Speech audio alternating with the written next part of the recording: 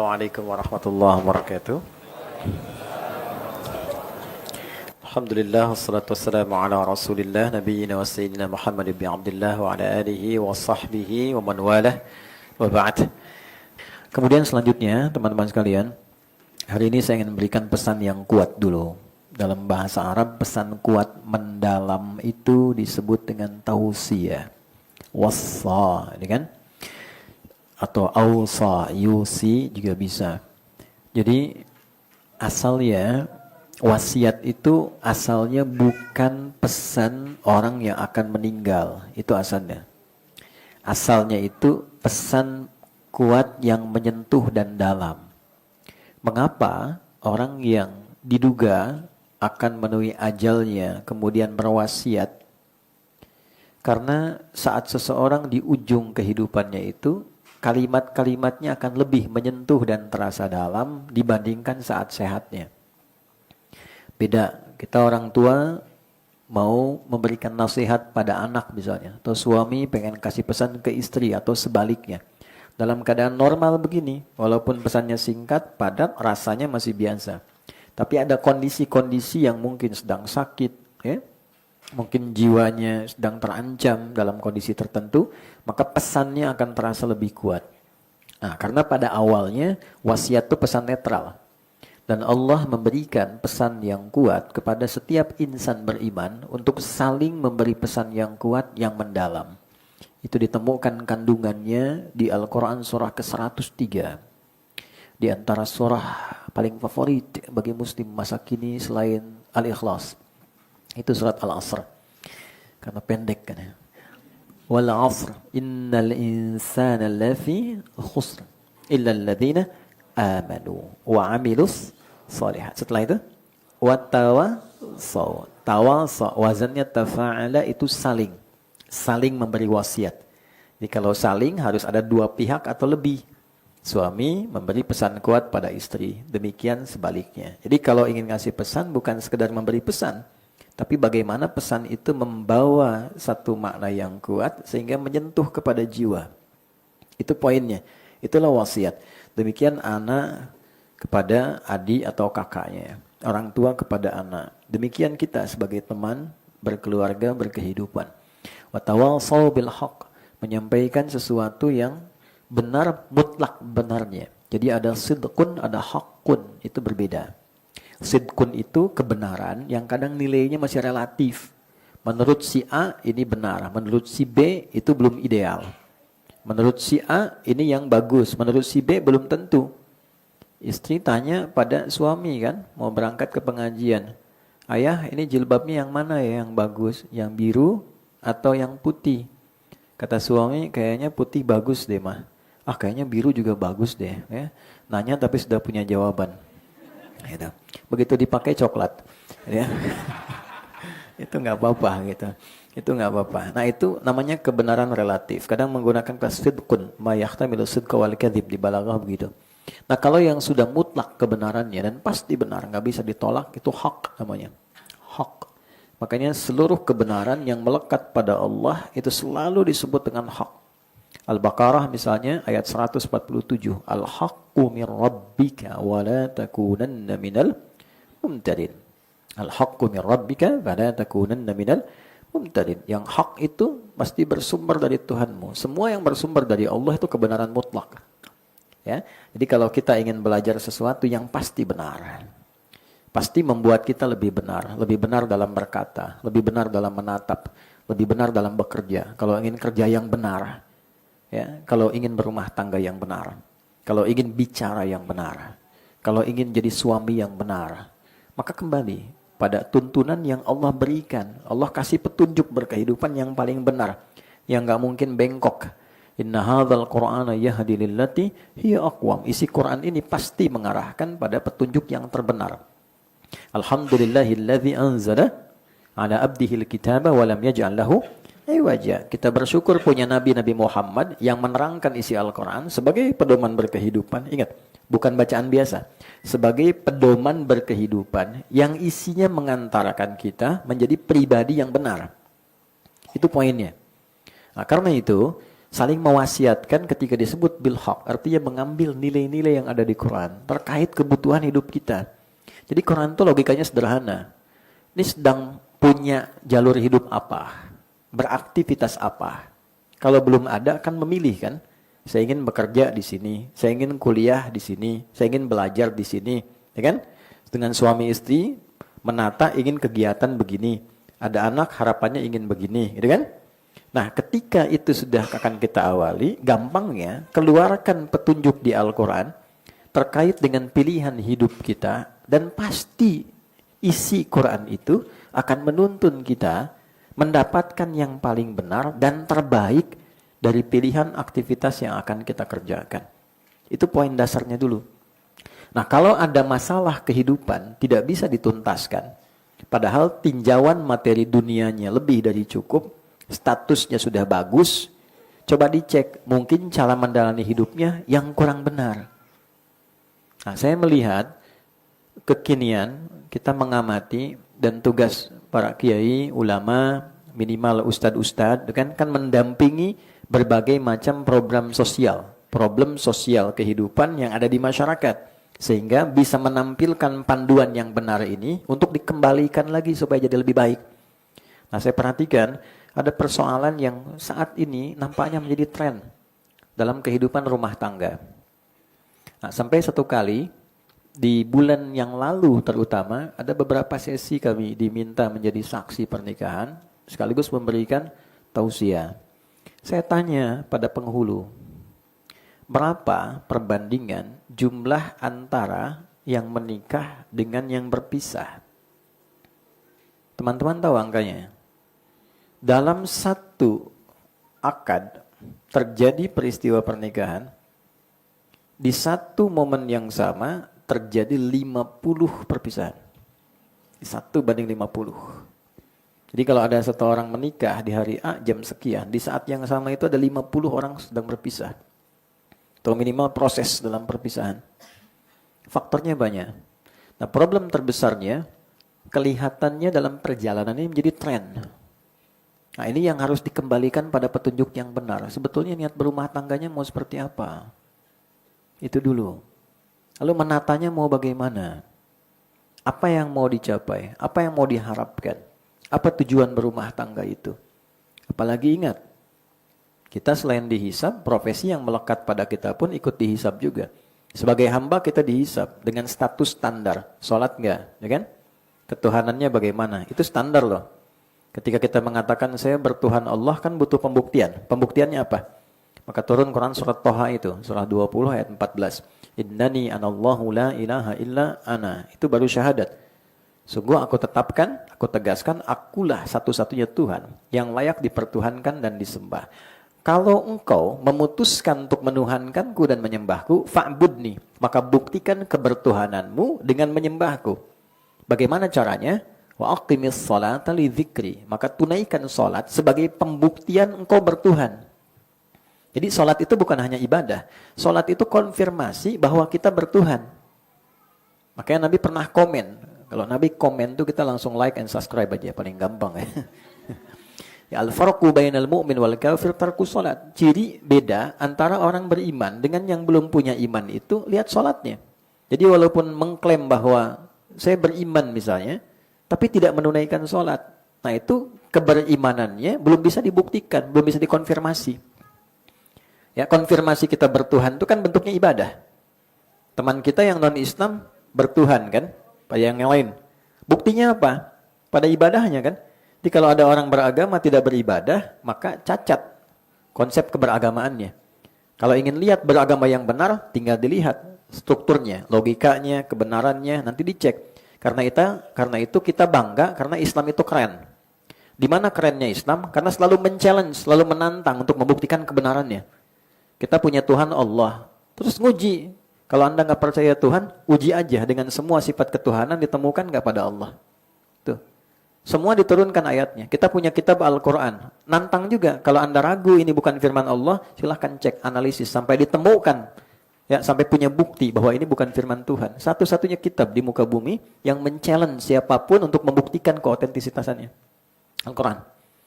Nah, balik lagi teman-teman sekalian. Nah, selain yang dasar-dasar, yang melekat pada kita pun akan dihisab. Ini teman-teman public figure nih. Ya, saya mencintai, menyayangi Anda semua ya, sebagai teman yang menyertai, membimbing dan sebagainya. Tapi saya, Anda, kita itu punya hisab tambahan. Karena apapun yang kita kerjakan, followersnya ikut berdasarkan perilaku kita, maka kita dapat bagiannya. Ya, ingat hati-hati. Walaupun wala taziru wazratu wizra ukhra, seseorang tidak akan menanggung beban yang lain. Betul, dosanya dia punya dia, dosa kita punya kita. Tapi kalau kita melakukan tindakan dosa di publik, ya, dan dipublikasikan, orang melihat itu sebagai tren dan diikuti, maka dapat bagiannya. Ya, man sanna fil islami sunnatan hasanatan, siapa yang berupaya menampilkan dan melestarikan kebaikan yang diinisiasi kembali. Ada padam diinisiasi lagi. Orang jarang tahajud, diinisiasi supaya tahajud. Itu begitu dia tahajud, diikuti orang, dia dapat pahala tahajud dari semua orang yang mengerjakan itu. Gitu. Tapi sebaliknya, man sanna fil islami sunnatan sayyi'atan, siapa yang menginisiasi satu keburukan, ditampilkan, diupload dan diupdate. Terus lihat, jadi tren diikuti, maka dia menanggung juga bagian keburukan yang dihasilkan dari contoh buruk yang ditampilkan. Makanya saya seringkali kasih masukan, teman-teman kalau followersnya banyak itu sehari misalnya satu upload tentang satu hadis, satu ayat. Kan wallahu alam dari 1 juta satu orang dapat hidayah kan lumayan. Dapat kebaikan dari situ. Atau pesan-pesan kebaikan yang bisa ditampilkan. Nah karena itu kita akan coba perkuat kembali tentang nilai-nilai dalam kerumah tanggaan. Supaya ini menjadi kuat dari apa yang kita alami saat ini. Tidak dalam konteks mengomentari satu atau menghukumi dua, tapi menguatkan nilai kehidupan yang kita bawa. Minimal belum menikah sebagai anak. Supaya ke orang tua makin baik. Baik hidup ataupun telah wafat. Kan mungkin ada yang belum menikah ya, yang hadir di sini. Mudah-mudahan kiamat kurang 2 hari dah bisa menikah. Masih ada waktu sehari. Nah ya, yang kita alami apa, kita kuatkan. Jadi nanti yang ingin menata lagi, basicnya sudah ada. Jadi pelajari dari awal dulu. Makanya dulu saat mau menikah di Melayu itu terkenal sekali. Nanti datang bawa pantun ke calon mertuanya. Setelah pantunnya diterima, dijawab sama calon mertua. Nanti yang perempuan dipinggit dulu, diajari sama ibunya selama 40 hari. Bagaimana menjadi istri, hukum-hukumnya seperti apa, bagaimana mungkin yang dialami akan apa. Yang laki-laki mematangkan diri, menguatkan, ya sampai nanti punya kesiapan setelah 40 hari. Nanti ditandai yang dilamar itu setelah diterima ditandai pakai daun pacar. Ada tandanya. Kalau di Arab pakai hina itu kan. Nah, ini pakai daun pacar. Masa itu disebut pacaran. Karena ditandai pakai daun pacar. Asalnya begitu. Jadi bukan pas naik beca berdua, seakan beca punya berdua, tukang beca nggak ada gitu ya. Itu kan konteks lain. Tapi awalnya ke situ. Nah kita dalam hal yang singkat ini kita akan diskusi, nanti perannya bisa sebagai anak, bisa macam-macam dan sebagainya. Karena nanti basic ibadah itu implementasinya ke kehidupan. Misal gini, sholat selain membuktikan kita bertuhan, apa manfaat kehidupan duniawi kitanya? Ada nggak manfaatnya buat kehidupan duniawi kita? Ada. Kalau pahala kan urusan akhirat. Kita confirm bahwa kita bertuhan, kita sholat, ikhlas ada pahalanya, dampak sholat pada kehidupan dunia kita apa? Itu ayatnya ada. Turun Quran 29, ya surah 29 Al-Ankabut ayat 45.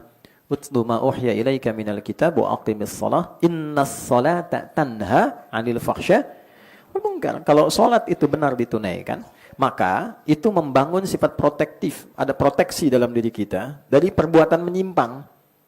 Jadi semua potensi menyimpang itu akan dicegah. Karena saat sholat itu diaktifasi. Semua filter dari mulai ujung kepala sampai ujung kaki. Tuh. Jadi kalau itu aktif, otomatis semua sumber keburukan itu akan ditolak. Tangan nggak mungkin berbuat buruk. Karena sudah aktif ke tangan ngalir. Dari ujung kepala sampai kaki. Nah sumber keburukan itu cuma 2. Kalau bukan fahsya, yang bersumber dari syahwat. Maaf ya, kata-kata kotor, zina, kata-kata jorok.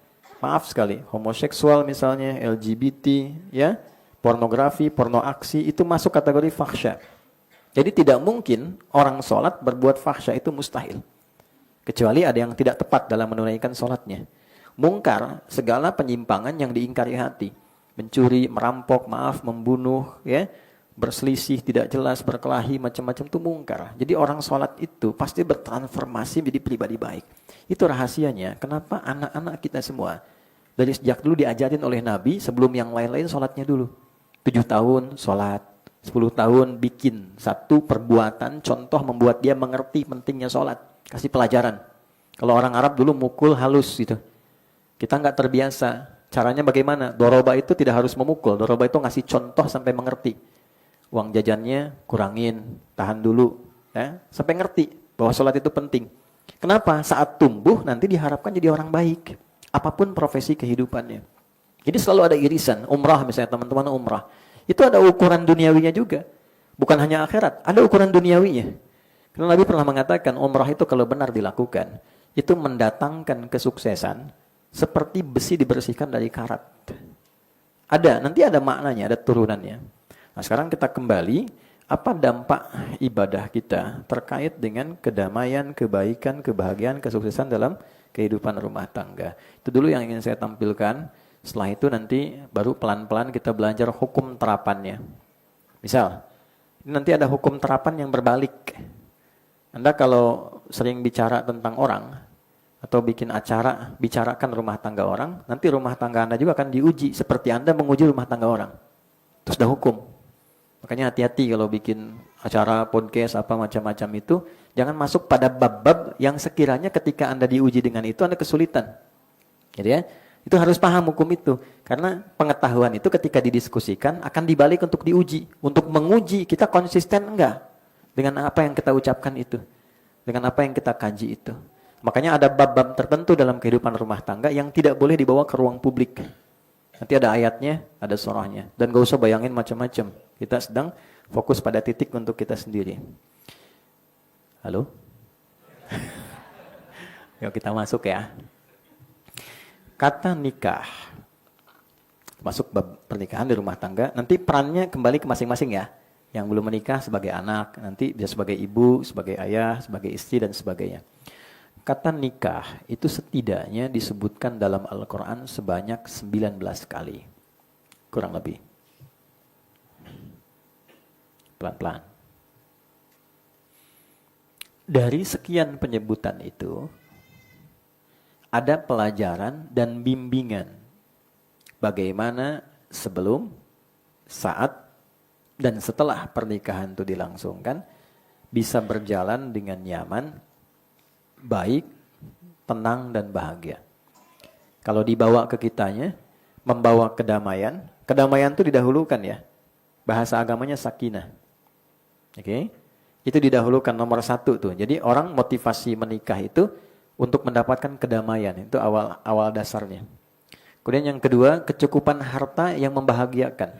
Namanya mawaddah. Nanti kita bahas insyaAllah. Yang ketiga, rasa kasih mendalam yang membangun dan menjaga kerukunan. Yang merawat kerukunan. Itu rahmah namanya. Sering kita satukan sakinah, mawaddah, dan rahmah. Itu di Quran surah ke-30 di ayat ke-21. Wa min ayatihi an khalaqalakum min anfusikum azwaja litaskunu ilaiha. Sakinah dulu. Wa ja'ala bainakum mawaddah. Coba teman-teman jeli. Mawaddah itu datang setelah sakinah. Padahal tidak jarang orang berumah tangga itu pengen punya rumah yang besar kan? Gak apa-apa, normal. Mobil yang bagus gitu kan? Harta yang baik gitu, normal. Tapi kenapa justru ketenangan, kebahagiaan, kedamaian didahulukan? Sebab berlimpahnya materi dalam rumah tangga tanpa diiringi ketenangan di dalamnya pasti melahirkan kehidupan rumah tangga yang hampa. Ya. Saya sering bercanda dengan mengatakan begini, teman-teman yang perempuan pilih ya, kaya tapi gelisah atau miskin tapi tenang. Tidak ada pilihan ketiga. 2 aja. Nah, mudah kan? Ya, jadi pada dasarnya itu jeli. Logika Quran itu jeli sekali. Sampai kedamaian didahulukan dulu. Karena seringkali bahkan orang kaya pun kaya, tapi ketika ketenangan tidak ada, bermasalah rumah tangganya. Ya kan? Nah, maka diurut oleh Al-Quran. Yang pertama, izin saya berdiri.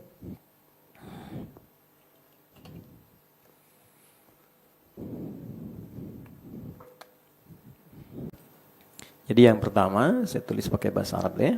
Bismillah. Ini sakinah. Nih. Kemudian di sini ada mawaddah. Kemudian di sini ada rahmah. Rahmah. Pelan-pelan. Jadi rumah tangga yang ideal itu kan ini ya. Disingkat sa. Ini ma, ini kan ma.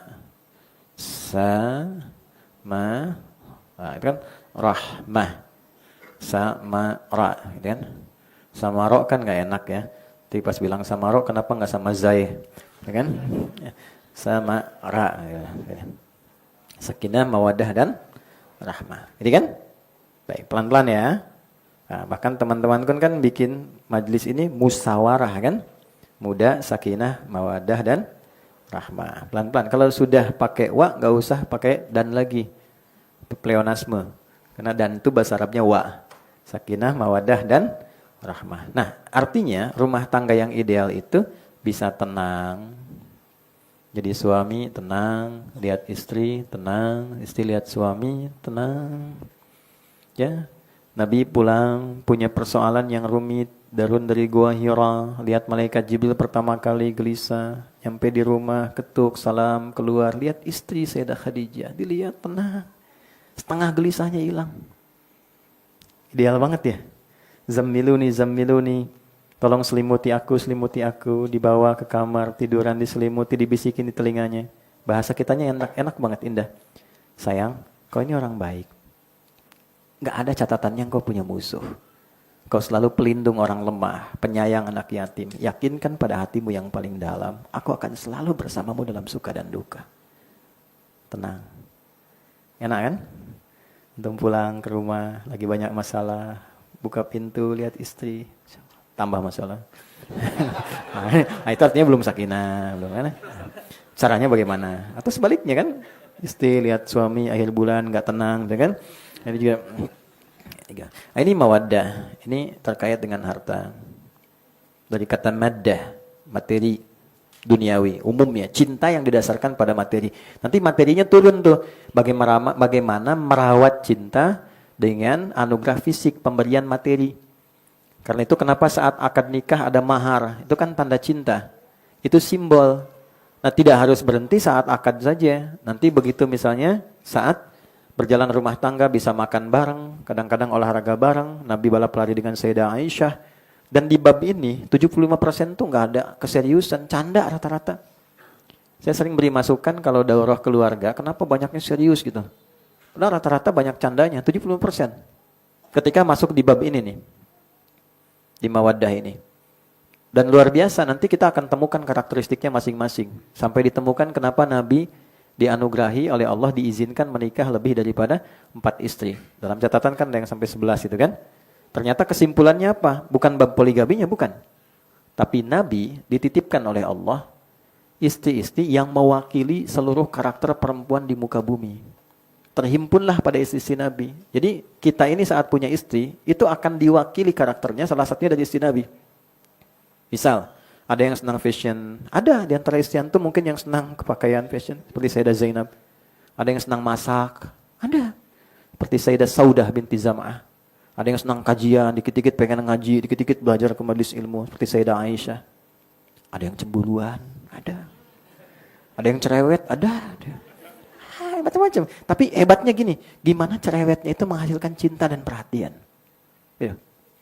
Gimana kecemburuan itu dilahirkan pakai iman. Nah, itu ada babnya sendiri. Nah, teman-teman, ini kemudian ini juga penting sekali rahmah. Ini merawat kerukunan. Kalau ada masalah, ya, ini cepat selesainya pakai ini. Cepat sekali. Ada masalah, kadang kan rumah tangga kan harus ada masalah. Nggak bohong kalau rumah tangga nggak ada masalah itu bohong. Pasti ada diskusinya, pasti ada ngambeknya. Pasti ada cemberutnya. Nah, untuk mempercepat itu supaya kembali kepada ketenangan, caranya bagaimana? Ini babnya ada di sini. Idealnya, kalau ini bisa dimaksimalkan, merawat kehidupan rumah tangga, maka itulah rumah tangga yang disebut samara itu. Gitu. yang nanti akan diabadikan, diapresiasi oleh Allah ketika rumah tangga diniatkan ibadah untuk merawat 3 aspek ini. Itu apresiasi yang Allah berikan, dikumpulkan kembali di surga seluruh anggota keluarganya utuh. Sampai saking dahsyatnya amalan ini, Allah perintahkan pada malaikat semuanya untuk berbaris di depan pintu surga, masuk, menyalami dan mengucapkan selamat semua keluarga ini. Nanti itu ditemukan di Quran surah ke-13 ayat 23 sampai 24. Jannatu adni yadkhulunaha, ada satu keluarga besar masuk lewat taman surga yang paling indah. Wa man salaha min abaihim, termasuk dia menggandeng bapak ibunya yang soleh. Jadi kompak satu keluarga. Jadi ada investasi orang tua mendidik anak supaya soleh. Itu oleh Allah dicatat tuh. Nanti catatannya ada di Quran surah ke-52 ayat 21. Walladzina amanu wattaba'athum dzurriyyatuhum biimanin alhaqna bihim dzurriyyatahum. Dan para orang tua, ayah, ibu yang beriman dan berinvestasi mewariskan iman itu pada anak. Dijaga anak supaya sholat. Itu jangan salah itu Bu ya. Ada misal kita cerewet nih sama anak supaya sholat. Itu dicatat itu. Dicatat oleh Allah. Ya, kepada malaikat perintahkan. Misal pernah jewer, tapi jewer ketaatan bukan menyakiti. Atau nyentuh gini, ayo cepat sholat dulu. Itu jadi tanda bukti bahwa kita pernah mendidik anak supaya kenal Allah. Di akhirat dikonfirmasi. Dan itu jadi catatan. Nah, alhaqna bihim dzurriyyatahum, kalau itu pernah terjadi, nanti dikumpulkan satu keluarga di satu tempat. Wa ma alatnahu min amalihim min syai', kullu imri'in bima kasaba rahin. Kami enggak akan sia-siakan semua potensi dan upaya orang tua untuk mendidik anak-anak jadi benar, tapi itu pilihan. Kalau enggak pun itu resiko masing-masing kata Allah. Tapi kalau Anda pilih disekolahkan yang tidak kenal Allah, diberi pakaian yang menjauh dari apa yang Allah senangi, itu pilihan aja silahkan. Tapi resikonya tanggung sendiri kata Allah. Ketika pulang. Nah, jadi kembali ke sini, tugas kita sebetulnya di rumah tangga mengeluarkan kurikulum sakinah itu apa saja. Kurikulum mawaddah itu apa saja. Kurikulum rahmah itu apa saja. Nah ini saat kita berkomitmen mengikat ketiganya dalam rumah tangga, ikatannya dilangsungkan dalam pernikahan. Nah kata nikah itulah yang tadi saya sebutkan, disebutkan setidaknya sebanyak 19 kali di dalam Al-Quran.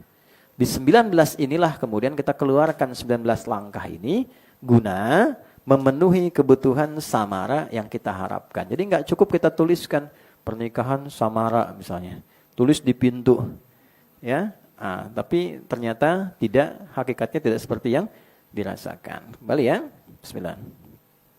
Paham sampai di sini insyaallah? Mengerti ya? Baik. Nah, kalau sudah paham, hari ini kita ambil satu dulu yang paling pokok, nggak banyak-banyak ya. Sakinah. Nah, sekarang kurikulumnya apa, pedomannya apa? Kurikulumnya, pedomannya untuk sakinah itu seperti apa? Walaupun namanya Ibu Sakinah, tapi tidak dapat ini, tidak mudah untuk didapatkan. 1, Quran surah kedua di ayat 221, ditafsir di Quran surah ke-6 di ayat ke-82. Nanti cara untuk mengoptimalkan ini, hasilnya dulu dijelaskan di Quran surah ke-65. Ini membentengi dari kemungkinan hal terburuk dalam rumah tangga. Ayat kedua sampai 3. Kalau mau dibawa ke kebahagiaan dan kesuksesan, Quran surah 2 di akhir ayat 189.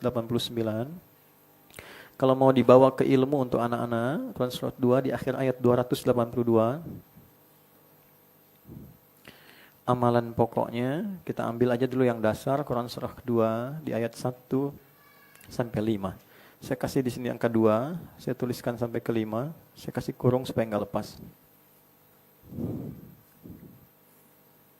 Baik. Jelas insyaallah? Paham? Nah, kalau sudah paham kita akhiri pertemuan kita. Berapa menit sampai ke Zuhur? Di sini jam berapa? 5 menit. Baik ya? Masih cukup ya insyaallah. Yuk kita mulai. Quran surah kedua ayat 221. Ini kata nikah pertama yang disebutkan di dalam Al-Quran terkait aspek sakinah, ketenangan. Bagaimana mendapatkan ketenangan sejati di dalam kehidupan rumah tangga. A'udzubillahi minasyaitonir rajim. Bismillahirrahmanirrahim. Wala tankihul musyrikati hatta yu'min. Wala amatum mu'minatun khairum min musyrikatin walau a'jabatkum. Ada? Wala tunkihul musyrikina hatta yu'minu. Wala 'abdun mu'minun khairum min musyrikin walau a'jabakum. Ulaika yad'una ilan nar. Ada ayatnya? Wallahu yad'u ilal jannati wal maghfirah. Pelan-pelan. Al-ayah, fokus sampai di sini dulu. Wala tankihul musyrikati, dan janganlah kalian menikahi para penyekutu Tuhan hatta yu'minna, kecuali sampai ia pun memutuskan mau beriman.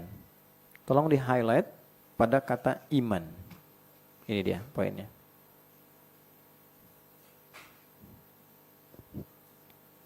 Wala amatun musyrikatun, wala amatun mu'minatun, dan sungguh seorang budak perempuan pun, walaupun pesonanya biasa, tapi dia beriman, akan lebih baik dibandingkan dengan seorang yang sangat memesona, tapi penyekutu Tuhan yang tidak beriman.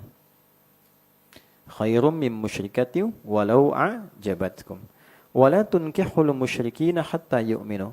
Dan janganlah para ayah menitipkan anak perempuannya untuk dinikahkan pada pria penyekutu Tuhan tanpa iman. Wala abdum mu'minun khairum min musyriki walau a'jabakum.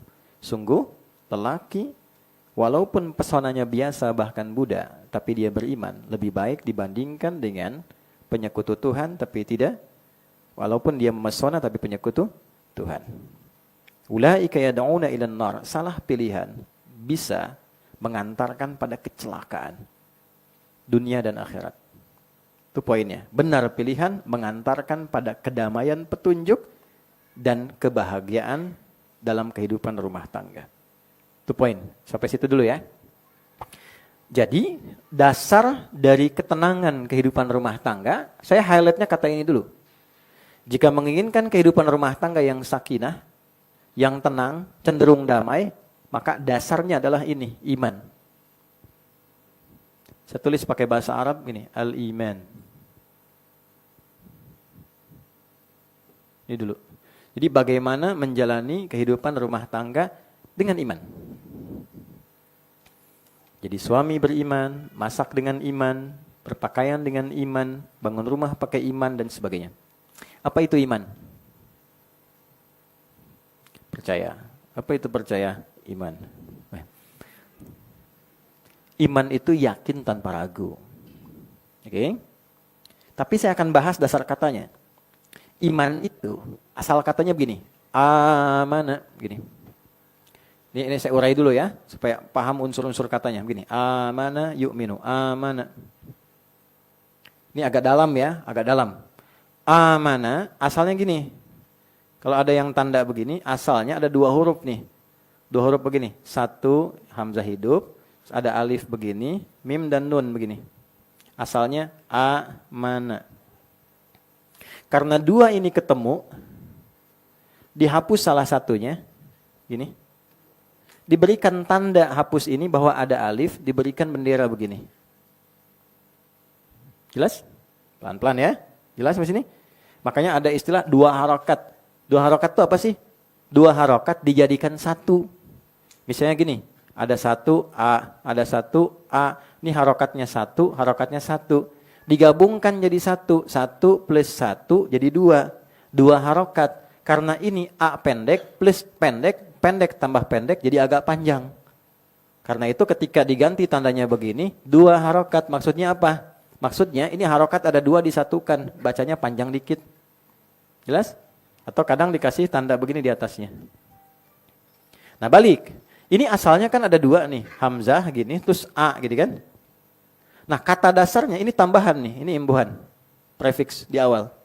Kata dasar dari iman ini, amana ini, asalnya amina, ini 3 huruf, hamzah, mim, nun. Artinya aman. Aman itu bahasa Arab, al-amnu aman, asalnya. Nah rumus bahasanya begini, rumus bahasanya. Ini di linguistik ya. Linguistik itu nanti ada 7 terapan.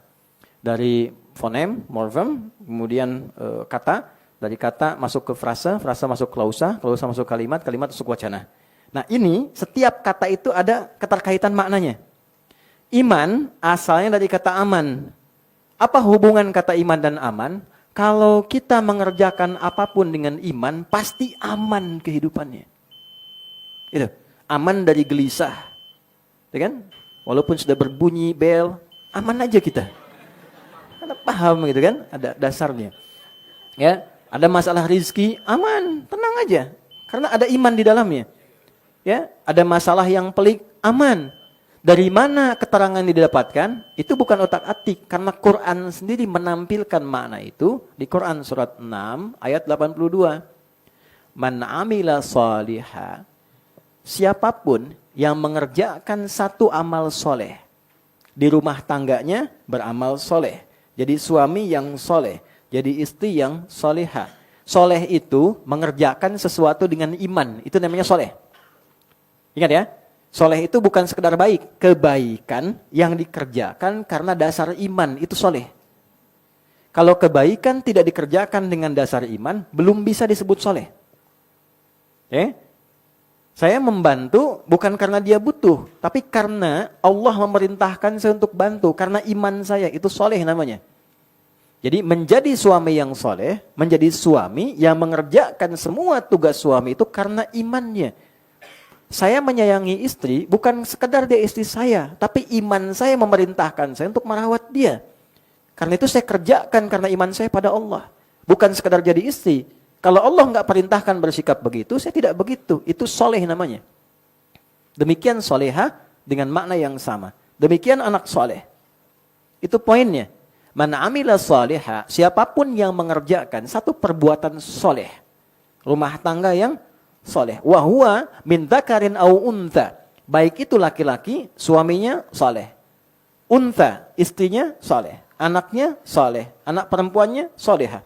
Wahuwa mu'minun. Dan dia mengerjakan itu dengan dasar imannya. Falanuhyiyannahu hayatan thayyibah. Maka aku akan cepat jamin hidupnya, aku akan hadirkan kehidupan yang nyaman dan tentram. Hayatan thayyibah. Semua yang diperlukan dicukupkan. Semua yang sulit dimudahkan. Belum bertemu kesulitan dimudahkan. Bukan tidak menghadapi masalah. Tapi setiap akan menghadapi persoalan, diringankan dulu masalahnya sehingga seakan-akan gak punya masalah. Jangan dikira kehidupan Nabi tak ada masalah. Ada. Ibaratnya piring pecah juga ada. Ada loh, jangan salah kalau baca-baca hadis itu. Tapi sengaja ditampilkan oleh Allah supaya ada pendidikan nabawi. Bukan tidak ideal, bukan. Justru Nabi mengajarkan supaya ideal. Sebab itu Nabi mudah bagi Allah menjadikan kehidupan Nabi aman-aman aja. Tapi nanti cara kita belajarnya bagaimana saat menemukan kasus. Makanya Nabi kadang diizinkan oleh Allah ketiduran. Bangunnya saat matahari mulai terbit terasa sinyalnya. Kenapa? Supaya nanti kalau ada umatnya yang bukan Nabi bangun kesiangan, cara menunaikan sholatnya bagaimana? Nah sama. Kalau ada istri cemberut, gimana ngatasinya? Kalau ada suami marah-marah, gimana kemudian bisa menoleransinya? Karena sakinah itu ada makna yang sangat dalam di dalamnya, bukan tenang biasa. Ya. Jadi sakinah itu bukan sekedar tenang. Sakinah, teman-teman sekalian, dia punya rahasia, memiliki makna ketenangan yang nanti kita akan bahas setelah menunaikan sholat duhur berjamaah. Sholat dulu. Baik, kita cukup sebentar ya, sholat dulu, nanti setelah sholat kita lanjutkan lagi. Baik, sakinah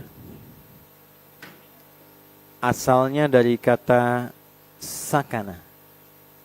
Sakana. Sakana itu artinya, dasarnya, ketenangan yang muncul setelah gejolaknya hilang. Orang Arab berkata begini, kalau teman-teman lihat pohon ada dahan ya, terus ada angin dia goyang tuh. Orang Arab akan berkata begini, sakanatis syajaratu idza dhahabatir rih. Pohon itu dahannya akan tenang kalau angin yang menerpanya sudah hilang. Sakanatis safinatu idza dhahabatil amwaj. Kapal itu akan tenang kalau ombak yang menerpanya itu sudah hilang. Jadi sakinah itu ketenangan yang tidak berdiri sendiri. Ketenangan yang diakibatkan berhentinya gelombang. Itu sakinah. Kehidupan rumah tangga itu sering diilustrasikan, diibaratkan seperti kapal yang berlayar. Nah, saya tanya sebentar. Kalau kapal itu tidak disertai dengan ombak, sampai nggak ke tepian? Tidak kan? Baik ya? Tidak. Jadi ombak itu menerjang kapal untuk membuat kapalnya bergoyang atau untuk menyampaikan kapal cepat ke tujuan? Menyampaikan cepat ke tujuan. Kalau ada ombak menerpa kapal, kapal itu biasanya diuji supaya lebih kuat atau memang dengan ombak itu niatnya untuk dihancurkan begitu saja? Tidak kan? Justru semakin ada ombak, semakin kuat, semakin ada ombak, semakin kuat. Nah, setelah ombaknya itu dari yang besar menjadi lebih kuat, jadi lebih tenang, ombak-ombak kecil jadi biasa lagi. Di sakinah itu asalnya kembali ketenangan ketika gelombangnya sudah hilang. Ketenangan ketika terpaannya sudah mereda. Jadi kenapa ketenangan di rumah tangga ditampilkan dengan kata sakinah, ingin menunjukkan bahwa ketenangan ini tidak tiba-tiba muncul, bukan. Bukan dengan berumah tangga itu tiba-tiba jadi tenang, tidak begitu. Ingin memberikan kesan bahwa untuk mencapai dalam kehidupan rumah tangga yang tenang itu pasti akan ada pergolakan, akan ada gelombang-gelombang, akan ada ombak yang menguji ketahanan di antara kehidupan atau anggota di keluarga dimaksud. Oke, pelan-pelan. Nanti babnya kemana? Misalnya nanti bisa orang tua dengan anak, suami dengan istri dan sebagainya. Tapi nanti babnya lengkap sekali. Sambil contoh begini. Pelan-pelan ya. Ini logikanya. Ini ada tenang. Tenang itu lawannya apa? Gelisah kan? Galau. Gabut. Galau. Gelisah. Apalagi tuh istilahnya. Galau itu karena ada apa? Masalah kan? Turunkan lagi persamaannya. Karena ada masalah. Oke. Nah ini gelombangnya nih. Ini ujiannya.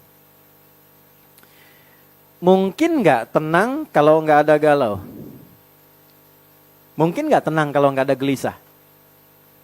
Tidak mungkin kan? Harus ada lawannya dulu baru kelihatan jelas kan?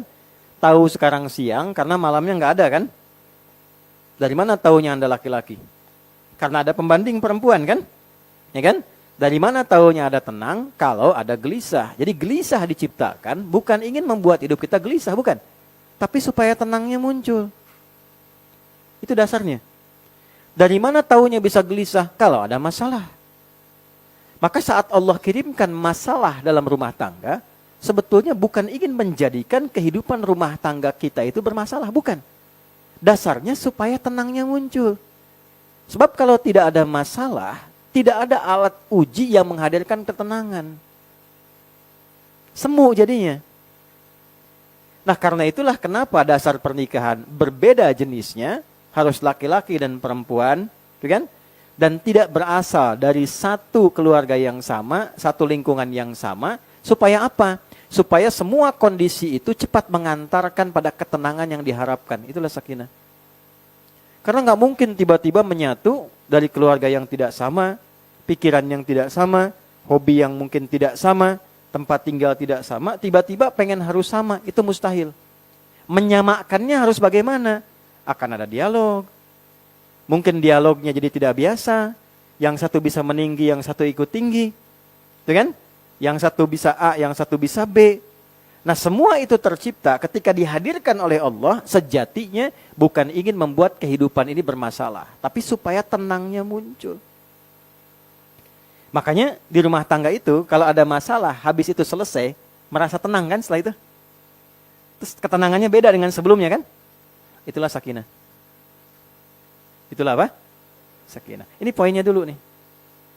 Dan ini nanti hebatnya, saya terangkan dasarnya dulu. Hebatnya, kalau kita lolos di hari pertama, sekarang Sabtu misalnya. Ada persoalan, kita selesaikan, nanti muncul tuh sakinah, ditambah kekuatannya. Nanti kekuatan sakinah yang didapatkan di hari Sabtu, ini bisa digunakan untuk menyelesaikan masalah di hari Ahad. Hari Ahad nanti ada masalah lagi. Semakin kita dapat masalah, semakin dapat terpaan, semakin kuat sakinahnya, sehingga ke depan ada masalah apapun, kita sudah terbiasa mengatasinya. Jelas? Satu dulu. Nah, sekarang persoalannya, apakah setiap menemukan masalah di rumah tangga mudah mengatasinya? Nah, teorinya begini, tapi prakteknya kan belum tentu. Ustadz juga sama. Makanya saya sering bercanda mengatakan, dalam bab rumah tangga ini, jarang ada ustadz ceramah bawa istrinya. Yang direkam kan aman, yang penting tidak live kan? Oke, pelan-pelan ya. Pelan-pelan. Nah, sekarang nyambung lagi, tanya lagi sama Allah, kan ada kurikulumnya. Bagaimana cara meramu sakinah itu supaya mudah tampil yang digunakan mengatasi masalah-masalah kehidupan rumah tangga, sehingga jangankan saat dihadapi, sebelum menghadapi itu dijadikan ringan oleh Allah. Bagaimana caranya? Maka muncul ayat berikutnya, surat berikutnya. Caranya apa? Hadapi dan isi rumah tangga dengan iman, maka hidupmu akan cenderung merasa aman. Masalahmu akan cenderung merasa tenang untuk dihadapi. Pertanyaan berikutnya, ya Allah, bagaimana supaya saya bisa mendapatkan tenang ini, aman ini? Maka dijawab di Al-Quran, tingkatkan imanmu. Pakai iman dalam rumah tanggamu. Nah, cara menggunakan iman dalam rumah tangga, prakteknya disebut takwa namanya. Apa namanya? Nanti iman disebutkan sebanyak 811 kali dalam Al-Quran. Praktek caranya disebut takwa. Takwa disebutkan sebanyak 240 kali dalam Al-Quran. Dibagi 3 bagian. Salah satu bagiannya terkait dengan bab rumah tangga. Dari 240 ini ada bentuk pengelolaan nafsu. Nanti nafsu lawannya takwa. Bab takwa yang terkait lawan nafsu disebutkan 115 kali. Nafsunya 115 kali. Sampai detil, yang mendorong takwa aktif malaikat disebutkan 88 kali, yang memprovokasi nafsu supaya unggul itu setan. Setan disebutkan 88 kali. Ya, jadi manusia itu baru bangun, sudah terbagi pikirannya. Antara tahajud dengan nonton bola gitu kan. Nah, dan seterusnya. Oke, lanjut ke sini ya. Jadi, yuk kita lihat urutannya di sini. Sakinah. Untuk mendapatkan sakinah ini harus mengatasi masalah. Masalah ini pasti ada. Mengatasi masalah ini pakai iman. Menggunakan iman ini skemanya menggunakan takwa.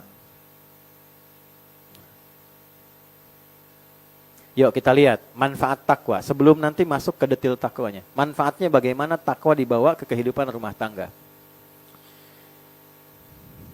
Pindah ke Quran surah 65 yang saya tulis di atas, ayat 2 sampai 3. Di ujung ayat 2-nya, di awal ayat 3-nya. Perhatikan baik-baik.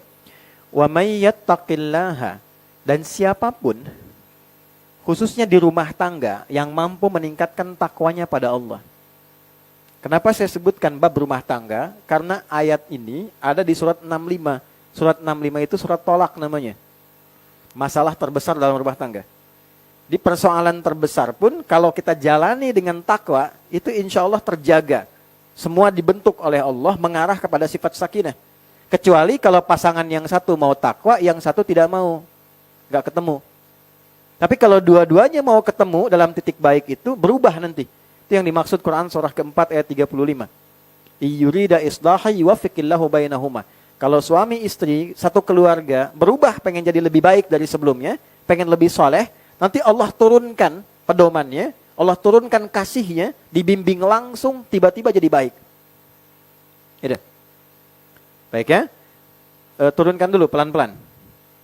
Wa may yattaqillaha, wa man, dan siapapun. Jadi kalau ada man, cara memahaminya dan merasakannya, tarik kata itu untuk personal kita. Makanya namanya ismun mausulun yadullu 'alal fardiyatil 'ammiyah. Kata sambung, konjungsi, menunjuk objek, sifatnya personal, tapi maknanya general. Personal itu apa? Tarik seakan-akan ayat itu untuk kita. Makanya saya terjemahkan siapapun. saya agak kurang sepakat yang di mushaf terjemah itu barang siapa. Itu suka saya hindari. Ya, karena sampai sekarang jam 12:13 waktu Bintaro, saya belum menemukan tuh barang punya siapa. Maka saya terjemahkan siapapun. Waman, tarik ya. Adi, gitu. Terus bawa ke statusnya. Kamu sebagai suami, sebagai ayah, sebagai anak untuk ibumu, untuk ayahmu. Yattaqillah, kalau kamu konsisten mampu berusaha semaksimal meningkatkan takwa. Semampu kita aja. Naikin takwanya. Perhatikan persamaannya. Yaj'al lahu makhraja. Allah akan siapkan solusi dari setiap persoalan hidup yang dia alami. Allah siapkan solusi.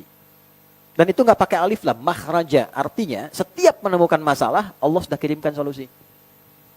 Gitu. Jadi bukan hidup yang nggak ada masalah. Masalahnya mungkin banyak. Tapi ketika akan dihadapi, Allah sudah kecilkan masalahnya seakan-akan nggak ada masalah.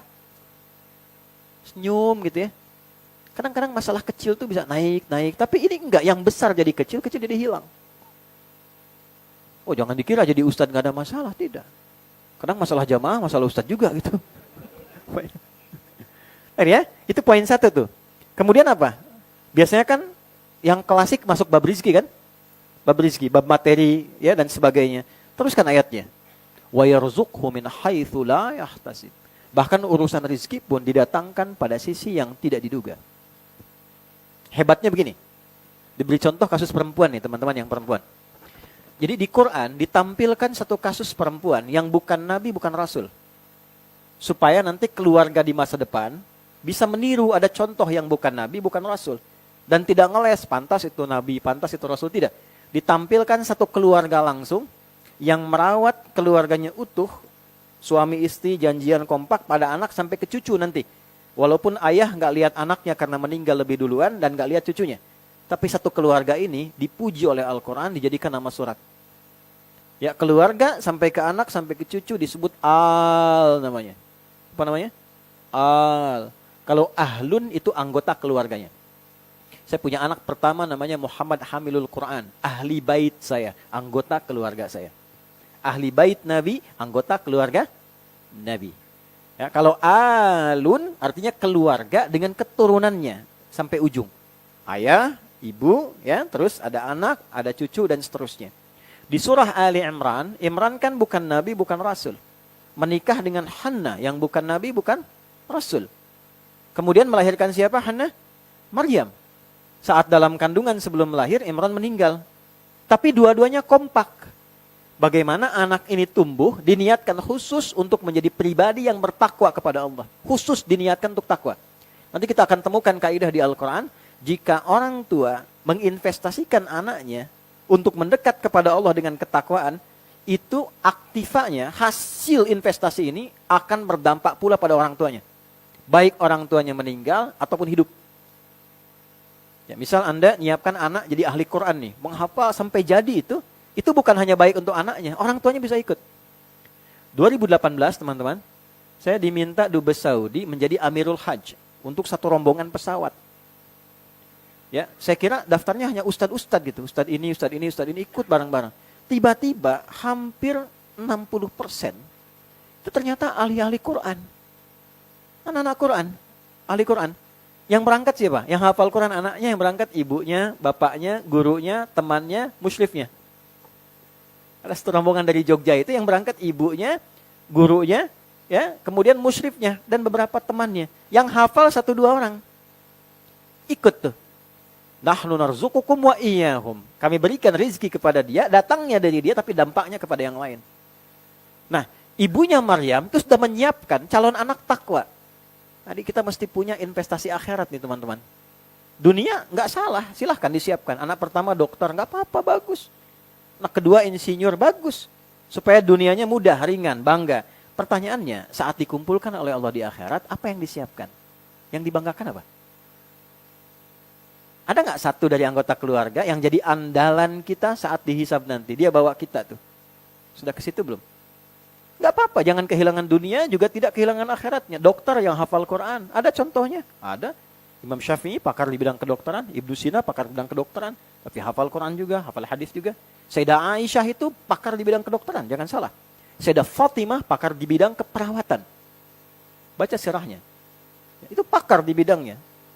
Ya, makanya para ulama itu kalau lagi iseng, ya sudah bosan, jenuh bahas fikih, itu larinya tuh ke kedokteran, belajar. Rata-rata itu, umumnya demikian. Balik ya, kembali lagi, maka disiapkan khusus dak dalam kandungan tuh. Dinazarkan, dari namanya aja sudah disiapkan. Kalau laki-laki, harapan kan pengen laki-laki itu. Tapi lahir perempuan. Ya, idh qalat imra'atu Imran rabbi inni nazartu laka ma fi batni muharrara fataqabbal minni. Quran surah 3 ayat 35 tuh. Ya, Quran surah Ali Imran ayat 35. Ketika istrinya Imran langsung bernazar, ya Allah, untuk anak yang ini aku khususkan jadi pribadi anak yang bertakwa kepadamu saja. Beribadah saja, menyiapkan nilai takwanya. Maka mohon terima. Saya percepat ya, langsung ke ayat 37-nya tuh. Jadi begitu sudah diberi nama ayat 36-nya Maryam, didoakan. Maryam itu kan sesuai nama. Ingat, punya cita-cita, berikan nama sesuai cita-citanya.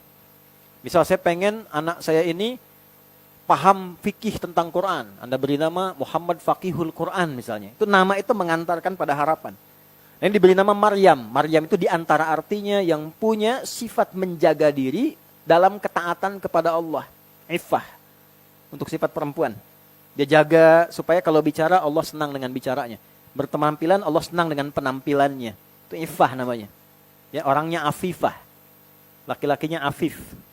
Ya? Oke, kembalikan. Apa yang terjadi?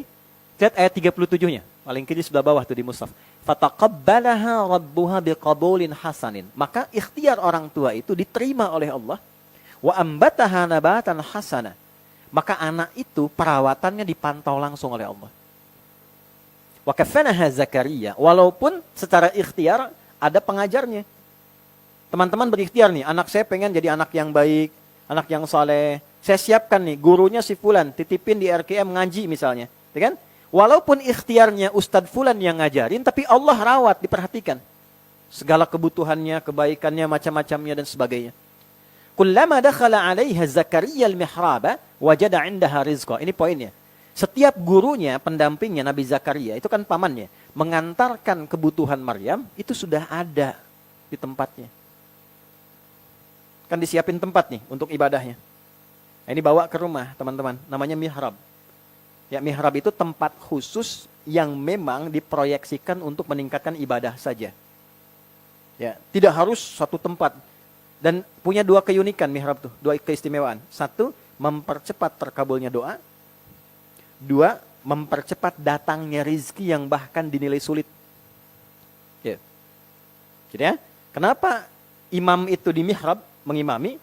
Karena imam itu pemimpin sholat, pemimpin doa, diharapkan doanya cepat dijawab.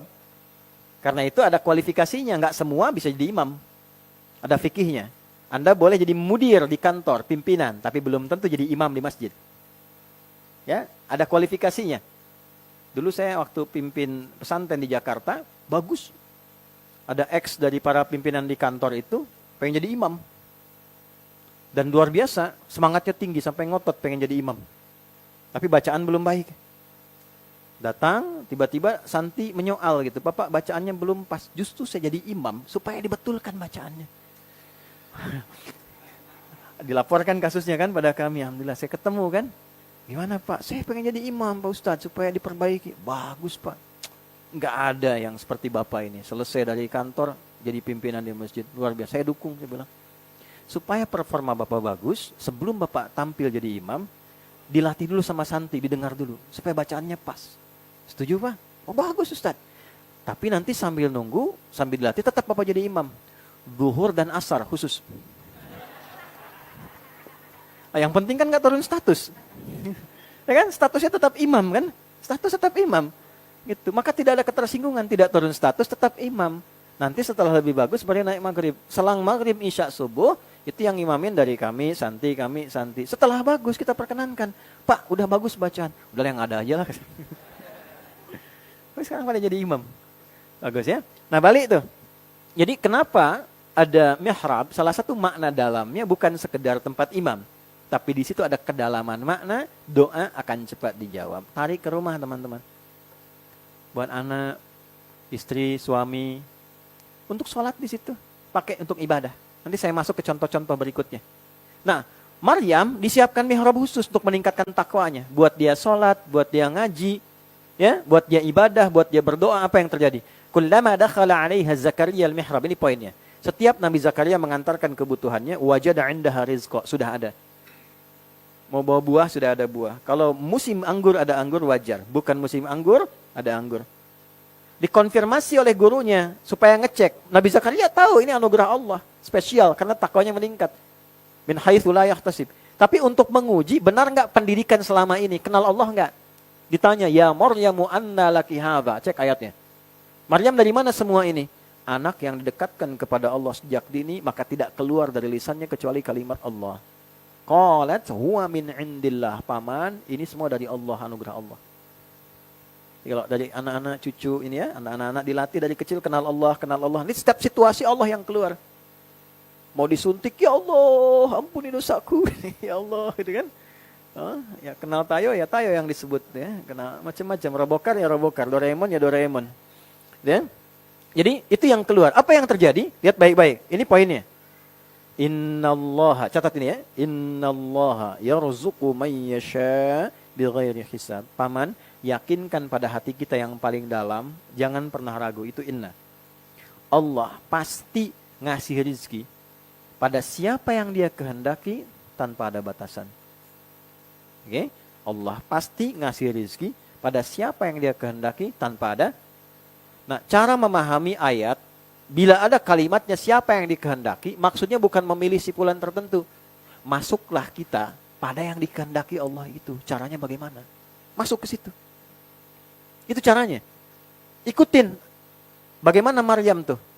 Keadaannya, ibadahnya, pendekatannya. Itulah sebabnya kenapa Nabi Zakaria langsung ikut sholat di mihrabnya Maryam pada saat itu.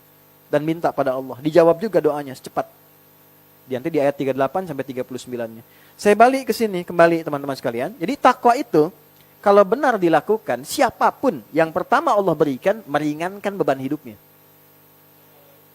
Ya. Lalu memudahkan datangnya rizki. Pindah Al-Baqarah ayat 189 di ujungnya aja, langsung ke ujung.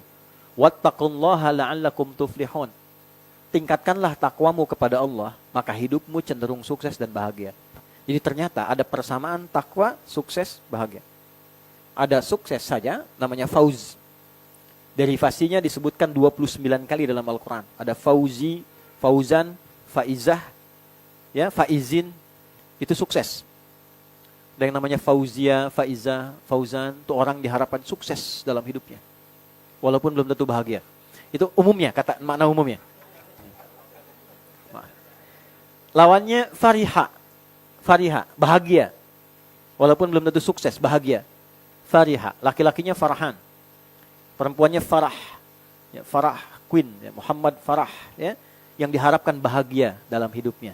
Walaupun belum tentu mengandung kesuksesan. Kalau digabungkan bahagia dan sukses, jadi falah namanya. Apa namanya? Falahun. Terus saya pengen genggam, gak pengen saya lepaskan. Saya genggam, ini jangan lepas. Tambahkan hamzah di depannya. Aflah. Aflaha. Orangnya muflih. Jamaknya muflihun. Apa jamaknya? Muflihun. Muflihun itu orang yang menggenggam kesuksesan dan kebahagiaan dalam hidupnya. Kalau kita berusaha mengejar itu, bentuk jadi kata kerja. Aflaha yuflihu. Kalau Allah minta pada kita, minta, perintahkan, berarti kita kan kata kerja kedua kan? Kamu, kalian kan? Maka jadi tuflihu, jamaknya tuflihun. Wattaqullaha, kata Allah, kamu tingkatkan takwamu sama aku ya. La'allakum tuflihun, supaya kalian lebih bahagia, lebih sukses. Jadi kalau Anda jadi champion dalam pekerjaan Anda, tapi tidak bahagia di rumah, cek, mungkin bukan kurang banyak hartanya. Bukan kurang tinggi statusnya. Kurang takwa teman-teman. Gitu ya. Kalau masalah nggak pernah tuntas dicek, mungkin karena takwanya. Bukan karena tambahan mawaddahnya. Itu poinnya. Nah, oleh karena itu di ilmu pun begitu. Wattaqullaha wa yu'allimukumullah. Anda tingkatkan takwamu kepada Allah, anak-anak nih disiapkan, kenal Allah dulu. Salatnya, salat aja dulu. Salat sampai konsisten. Terus sampai enak, sampai menikmati, sampai nggak disuruh lagi otomatis salat tuh. Ya, sampai ada konsistensi. Kalau sudah konsisten enak nggak disuruh nyaman. Walaupun itu nanti ada tahapannya sampai 10 tingkatan untuk mencapai konsistensi itu, konsisten. Konsis 1, konsis 2, konsis 3 sampai konsisten tuh, ya, 10 tahapan. Itu ya poinnya. Jadi kalau sudah dapat, anak-anak sudah enak, nanti apa? Ilmu cepat. Ilmu cepat sekali. Wa yu'allimukumullah. Allah tambahkan pengetahuan, cepat paham. Pahamnya yang berkah. Paham yang dengan pemahaman itu membuat dia jadi baik. Kalau cuman paham, yang belum beriman pun banyak. Banyak pintar, non-Islam banyak yang pintar loh. Karena dia belajar, kerja keras, orang tuanya mendidik. Tapi paham yang menjadikan paham itu bermanfaat untuk dirinya, untuk jiwanya, untuk akhiratnya. Ini poinnya. Nah, balik ke sini, untuk mendapatkan ini semua, caranya bagaimana? Supaya mudah, masalah mudah diurai, rezeki gampang, ilmu tambah, gitu kan? Bahagia, kesuksesan diraih. Maka cara paling gampangnya, Allah langsung buka ayat Al-Quran ketika mendetilkan Al-Fatihah, dimulai dengan Al-Baqarah, maka ditampilkanlah di situ ciri-ciri langkah-langkah menjadi orang sukses dan bahagia. Teman-teman masih ingat? Menggenggam kesuksesan dan kebahagiaan namanya apa? Nah, orangnya muflihun. Maka di Al-Baqarah ayat 1-5 ada langkah-langkah menjadi muflihun. Kalau kita masuk ke ayat 5, Al-Baqarah ayat 5, ula ala hudam mir rabbihim wa ulaika humul. Mereka itu ada orang-orang yang hidupnya selalu dipandu Allah, dipandu Allah. Anda mau jalan dikawal tuh ya. Soalnya sama pengawalan tertentu. Mudah sampai kan? Terlindungi kan? Di pekerjaan dikawal, dipandu sama pimpinan. Akses gampang. Ini ada orang hidup dipandu Allah. Masya Allah. Tuh, dimudahkan semua dipandu tuh. Nyaman. Wa ulaika humul muflihun. Hum di situ memastikan. Domirnya munfasil, terpisah dari kata. Tapi kata ganti itu punya fungsi menguatkan hukum. Humul, bisa Allah mengatakan begini. Misal di luar Quran. Ulaika ala hudam mir rabbihim wa ulaikal muflihun, bisa. Tapi ketika hum itu memastikan dan pasti dijamin hidupnya sukses dan bahagia. Pasti. Nanti diberikan contoh lagi. Anda boleh lihat. Nanti silahkan cek ya. Semua sahabat Nabi yang berinteraksi dengan Nabi dan mengambil kurikulum ini sebagai bagian dari kehidupannya dalam memandu aktivitas mereka, silahkan cek siapa yang tidak sukses dan bahagia. Semua di levelnya masing-masing sukses dan bahagia. Yang pakai kedudukan Abu Bakar sukses bahagia. Yang pakai harta benda Abdurrahman bin Auf sukses dan bahagia. Yang pakai ilmu Ali bin Abi Thalib, Abu Hurairah sukses dan bahagia. Yang pakai tenaga, ilmu enggak seperti Ali radhiyallahu taala anhu. Harta enggak seperti Abu Bakar, enggak seperti Abdurrahman bin Auf. Kedudukan enggak seperti Omar, tapi tenaga beliau pakai walaupun dengan suaranya. Bilal pilih tenaga, teman-teman. Cuma azan. Jadi saat azan, selesai azan, Nabi komen. Komen Nabi sederhana. Aku mendengar telapak kaki Bilal di taman surga. Bilal langsung subscribe. Like and subscribe. Selesai. Kayak saya adzan aja udah ke surga. Ngapain kerja kayak Utsman kan? Enggak, tapi masing-masing punya wilayahnya gitu. Ya, akhirnya apa? Itu dipertahankan sampai meninggal. Sepeninggal Nabi pernah ditawari jadi hakim agung. Beliau malah sembunyi. Lari. Karena takut kehilangan jaminan surga yang pernah dijanjikan oleh Nabi. Jadi masing-masing kesuksesan itu bisa relatif. Sesuai dengan apa yang telah kita targetkan. Semua ada areanya sendiri. Tapi kesuksesan sejati itu ketika kita menjadi bagian dari yang disebutkan oleh Allah. Dunianya dapat, akhiratnya terbawa. Nah, untuk mendapatkan hal demikian, langkahnya ini. Ayat 1-4. Saya kurungi di 2 sampai ke ayat 4-nya. Jadi yang satunya challenge-nya. Alif Lam Mim. Ini adalah Al-Quran yang disampaikan, disusun dari huruf-huruf yang biasa orang-orang dulu dibacakan. Kan? Ya. Kemudian, Dzalikal kitabu la raiba fi. Perhatikan kalimatnya. Kitab ini, Al-Quran ini, li. Jauh kak dari apa yang Anda bayangkan. Jadi jangan membayangkan Quran hanya bacaan biasa. Oh, jauh dari itu. Ada kurikulum hidup. Ada kenikmatan. Ada pedoman di dalamnya. Ya. La raiba fi, tidak ada keraguan. Jangan pernah ragu mengamalkan isi Quran. Jadi kalau ada ragu sedikit gak akan dapat, teman-teman. Gak boleh ragu. Kaidahnya begitu. La hajata la hujjata. Gak ada hujjah untuk menyoal Quran. Tidak ada keraguan di dalamnya. Gak akan punya referensi menyoal Quran. Nah, teruskan. Hudal lil. Dapat kita di sini nih, takwa ini. Ini hanya akan jadi pedoman, jadi kurikulum untuk orang yang takwa. Jadi kalau kita tidak naikkan level pribadi kita, naik menjadi pribadi yang ingin takwa, tidak akan pernah isi Al-Quran bertransformasi menjadi hudan, kurikulum hidup. Hanya akan jadi bacaan saja. Makanya level Qurannya di awal aja, qiraah, baca. Pahalanya ada. Tapi pahala itu memberi manfaat akhirat, tapi isi Quran tidak memberi manfaat kehidupan dunianya. Baca aja, isinya nggak paham. Akan stuck di situ. Apakah salah? Untuk bacaan tidak. Dimulai dari yang rendah kan kita baca kan, dari huruf, gitu kan? Alif fata a aba abata kharaja dakhala afata a fa fata fa lam tu mau lu apa lu, ya? Jawab lagi di sana gitu. Ya. Di situ aja. Nah, idealnya bagaimana? Idealnya nanti dikeluarkan tuh. Idealnya gini, keluarkan ayat-ayat Quran sesuai dengan aktivitas yang kita pilih dalam kehidupan. Teman-teman dagang, bisnis, pernah nggak mengeluarkan ayat-ayat bisnis dalam Quran? Jadi kurikulum, berdagang yang baik yang Quran itu begini. Silakan Anda cek, siapapun yang pernah menggunakan itu sebagai kurikulum hidup, tidak pernah ada yang balik modal. Selalu balik untung. Mau namanya Ari, mau namanya Asep, selalu untung. Nggak pernah rugi. Rumusnya ada, dan itu kurikulum. Karena itu Nabi meninggal, kurikulum dipakai oleh sahabat sukses. Sahabat meninggal pakai tabiin sukses. Semua orang yang pakai itu sukses. Kalau mau lebih tahu lagi lebih dalam, kehidupan Yahudi yang bahkan di Israel pun, itu mereka memahami kebenaran Quran, dipakai bank di sana pakai sistem syariah. Nggak pakai bunga. Dipakai. Cuma disembunyikan aja, disamarkan referensinya. Yang dibalik ya, ke sini ya teman-teman sekalian. Jadi kembalikan. Sekarang kalau mau jadi itu bagaimana? Pribadi takwa, buka langkahnya ayat 3. 1. Alladzina yu'minun. Nah, copy di sini nih. Supaya dapat sakinah, harus naikkan iman. Naikkan iman. Beriman, amana tadi tuh. Amana, jamaknya pakai u di ujungnya. Amanu, banyak.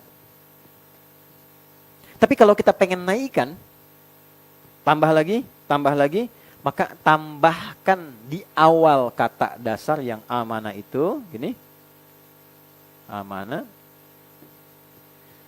1 dari 4 huruf, supaya cepat, anita. Apa? Anita. A, hamzah, nun, ya, ta. Oke?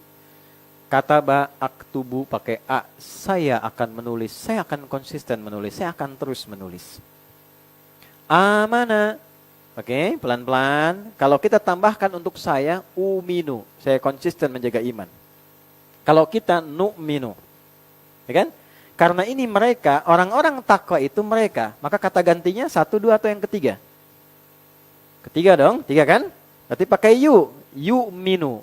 Karena banyak pakai un di ujungnya. Kalau ada un ujungnya banyak. Jelas? Ujungnya banyak. Misal saja. Mukmin 1. Kalau pengen banyak, mukminun. Muslim 1. Kalau pengen banyak, muslimun. Jelas ya? Baik. Kalau kita kembalikan ke sini, yu'minun. Yu'minun karena ada ya di depannya, ini menunjukkan bentuk progresif yang terus pengen naik imannya. Ya, kalau di bahasa Arab itu hal, istimrar, wal istiqbal. Kalau di bahasa Inggris bisa kita katakan present, continuous, and future. Ya. Jadi kalau kita berupaya menaikkan iman itu present, sekarang kita coba terus naikkan. Continuous, kita jaga itu terus konsistensinya. Future, sampai kapanpun kita terus naikkan. Nah, orang-orang yang cenderung menaikkan iman, suami naikkan imannya. Istri naikkan imannya. Jadi kalau pengen tenang di rumah tangga gampang, naikkan imannya, bikin program untuk menaikkan iman. Nah, caranya bagaimana? Basicnya amalannya berikut. 1, ini Quran tuh indah sekali sampai tuntas. Sampai selesai. 1, cara menaikkan iman itu wayuqimunas. Teman-teman lihat hurufnya ya, lihat kalimatnya ya. Lihat baik-baik nih. Ada begini, alif, lam, shad, lam, waw, kemudian alif tegak, ta. Ada yang sebelumnya begini, alif, lam, shad, lam, alif, ta. Ada yang begini, alif, lam, sod, lam, waw, alif, ta, maftuhah. Begini. 1, 2, 3. Lihat yang pertama yang ini. Alif, lam, sod, lam, alif, ta. Kelihatan ke belakang? Kurang-kurang saya besar ya. Oh, ada monitor ya? Alhamdulillah. Jazakallah khair, terima kasih. Tugas saya cukup menulis, ngapus sendiri. Alhamdulillah. Semoga Allah ampuni dosa kita semua ya. Alif, lam, sod, lam, ta. Salat. Sekali salat. Saya ulangi. Berapa? Sekali salat. Bisa bermakna doa, bisa bermakna satu kali salat. Sekali salat. Tulisannya begini. Oke. Jika kita robah seperti ini, alif, lam, sod, lam, waw, alif, ta, maftuha. Salawat. Gini. Artinya salatnya banyak tapi terbatas jumlahnya. Dibatasi. Misal, salat fardu itu yang wajib berapa waktunya? 5 waktu. Berapa rakaatnya? 15 atau 16? 17 ya. 5 waktu, 17 rakaat. 5 itu jama atau tunggal? Jama, tapi terbatas kan? Harus 5 saja, nggak boleh lebih. Ya, walaupun Anda merasa bahwa dulu saya jarang menunaikan sholat, saya jarang sekali mengerjakan sholat, sekarang saya pengen balas besok subuh 3 rakaat, nggak bisa. Ya, tidak bisa terlampau soleh. Ukurannya sudah jelas di sini. Dalilnya Quran surah kedua ayat 238. Hafidhu 'alas salawati. Bentuknya begini. Maka hendaklah di keluarga itu saling mengingatkan. Lihat bacanya. Hafadha. Sirahnya fa'ala. Yang santai RKM nih. Fa'ala yufa'ilu. Fa'ala itu saling. Diterjemahkannya bukan menjaga. Hendaklah saling menjaga. Kalau suami ingat, istri ketiduran, bangunkan istri, ingatkan. Orang tua ingat, anak gak ingat, ingatkan. Itu hafidhu namanya. Padahal yang pokok, sholat yang pokok 5 waktu itu, saling menjaga, saling mengingatkan. Ya. Di luarnya yang sunnah, silahkan saling motivasi. Tapi khusus yang pokok, saling jaga. Jangan sampai ada satu yang tertinggal. Jelas? Alas sholawati. Nah, kalau Anda ingin merubah pada bentuk jama banyak tapi tanpa batas, melebihi yang fardu. Di luar yang fardu. Fardunya tetap seperti itu.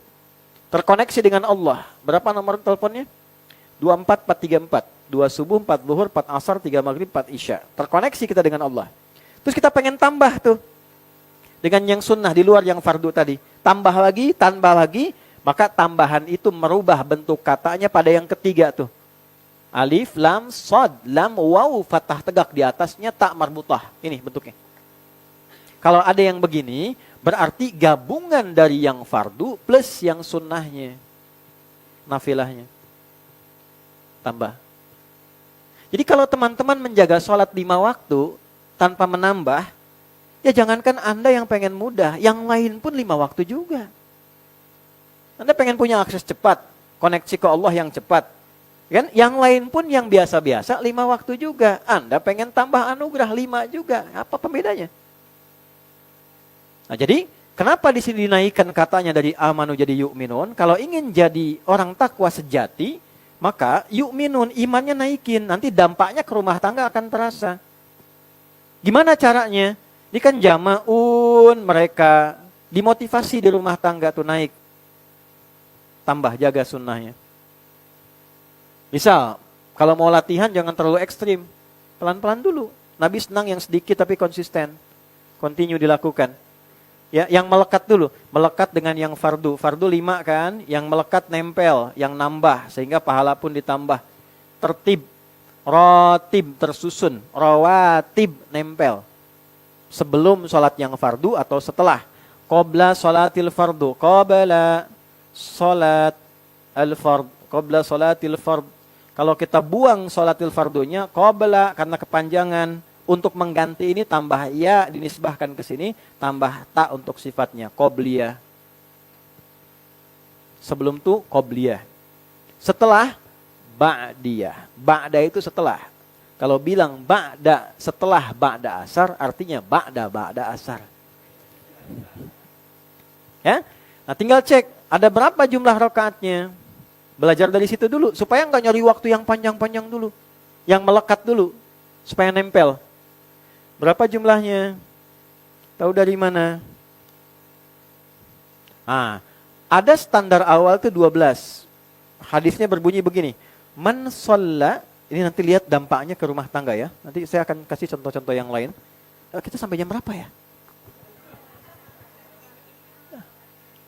Baik sih, insya Allah.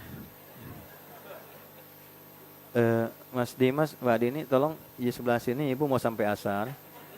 Saya jam 1 pulang ya. ada pertemuan di Jakarta. Lanjut dulu ya. Perhatikan baik-baik teman-teman sekalian, kembali ke sini. Man shalla itsnatai asyrata raka'atan, siapapun yang mau konsisten mengerjakan sholat 12 rakaat. Berapa? 12. Fi yaumin wa lailatin, yang mengiringi sholat fardunya siang dan malam.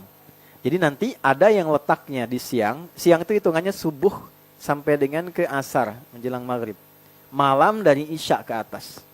Jelas? Fi yaumin wa lailatin, dirinci arba'an qabla dhuhri, 4 rakaat sebelum zuhur. Oke? 4 rakaat sebelum zuhur. Teknisnya nanti bisa 4 sekaligus, bisa 2 rakaat salam, 2 rakaat salam. Mudah, silakan ya.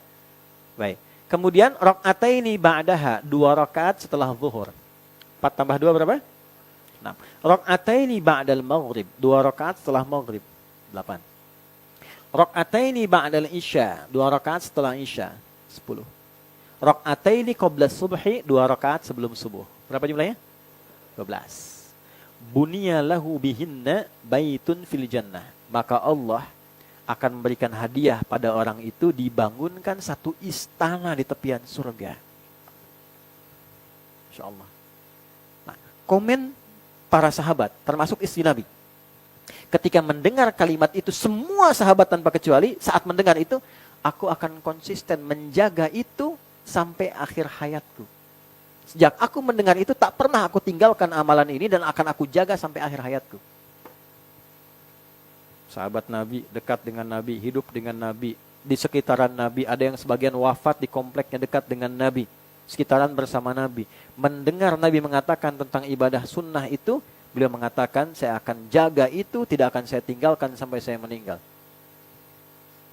Ada yang bukan sahabat Nabi, bukan keluarga Nabi, bukan tetangga Nabi, tidak hidup bersama Nabi, dikubur tidak dengan Nabi, cita-cita masuk surga tanpa hisab, Firdaus, bersama Nabi. Nah, sekarang ditantang dengan ini, bagaimana pilihannya? Nah, apa dampaknya nanti kepada kehidupan rumah tangga? Ternyata dahsyatnya, nanti muncul ayat-ayat lain.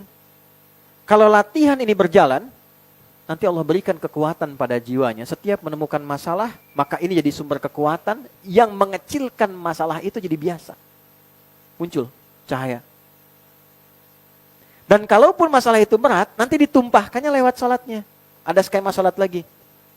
Nah, misal contohnya apa? Kalau yang nggak nempel langsung dengan salat fardu itu mutlak namanya. Mutlak. Ya, pelan-pelan. Sebelum sampai ke mutlak, saya selesaikan dulu tadi hadis riwayat Ibnu Umar. Kalau nggak bisa 4 yang sebelum zuhur, boleh 2. Itu yang dimaksud 10 rakaat. Kadang teman-teman kerja, terus waktu zuhur Ramadan pendek kan, nggak bisa 4, 2 cukup. Yang biasa 4 mengerjakan 2, dihitung 4. Hafidtu an Rasulillah sallallahu alaihi wasallam 10 rakaat. Saya hafal dari Nabi 10 rakaat. Bedanya di mana? Yang sebelum zuhur disebutkan 2 rakaat. Jelas? Langsung mutlak. Contohnya apa? Ada yang di pagi ke siang, ada yang malam. Saya ambil malam dulu ya, sebelum yang ke siang. Malam itu khusus yang buat curhat, buat ngentaskan masalah, buat minta sama Allah solusi yang berat di rumah tangga, itu rata-rata malam. Jenisnya ada 2 sholatnya. Ada berapa? Ada yang dilakukan tidak diawali dengan tidur dulu. Namanya qiyamul lail. Umum maknanya. Qiyamul lail. Bangun saat malam. Mau diawali tidur, tidak diawali tidur. Nama umumnya qiyamul lail. Ya, karena lail itu malam. Ya, lail malam. Jamaknya layali. Layali. Turunannya laili, lela, lili. Ya, ibu leli, ibu malam-malam. Qiyamul lail. Ya, surah turun pelan-pelan. Surah turun. Surah ke-73 Al-Muzammil.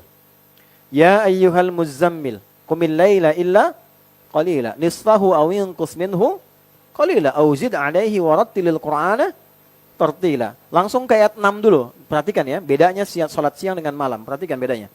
Inna nasyi'atal laili hiya ashaddu wata'aw wa aqwamu qila. Sungguh jika Anda mampu bangun malam, salat di malam hari, itu sentuhannya kepada jiwa begitu dalam. Kata-kata yang diungkapkan begitu terasa. Tuh.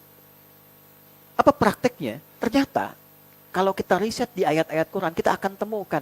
Jangankan seorang ibu, ayah pun ketika menemukan kesulitan di rumah tangga, curhatnya malam sholat. Anda kenal Nabi Yakub tuh? Di mana kenal, Pak?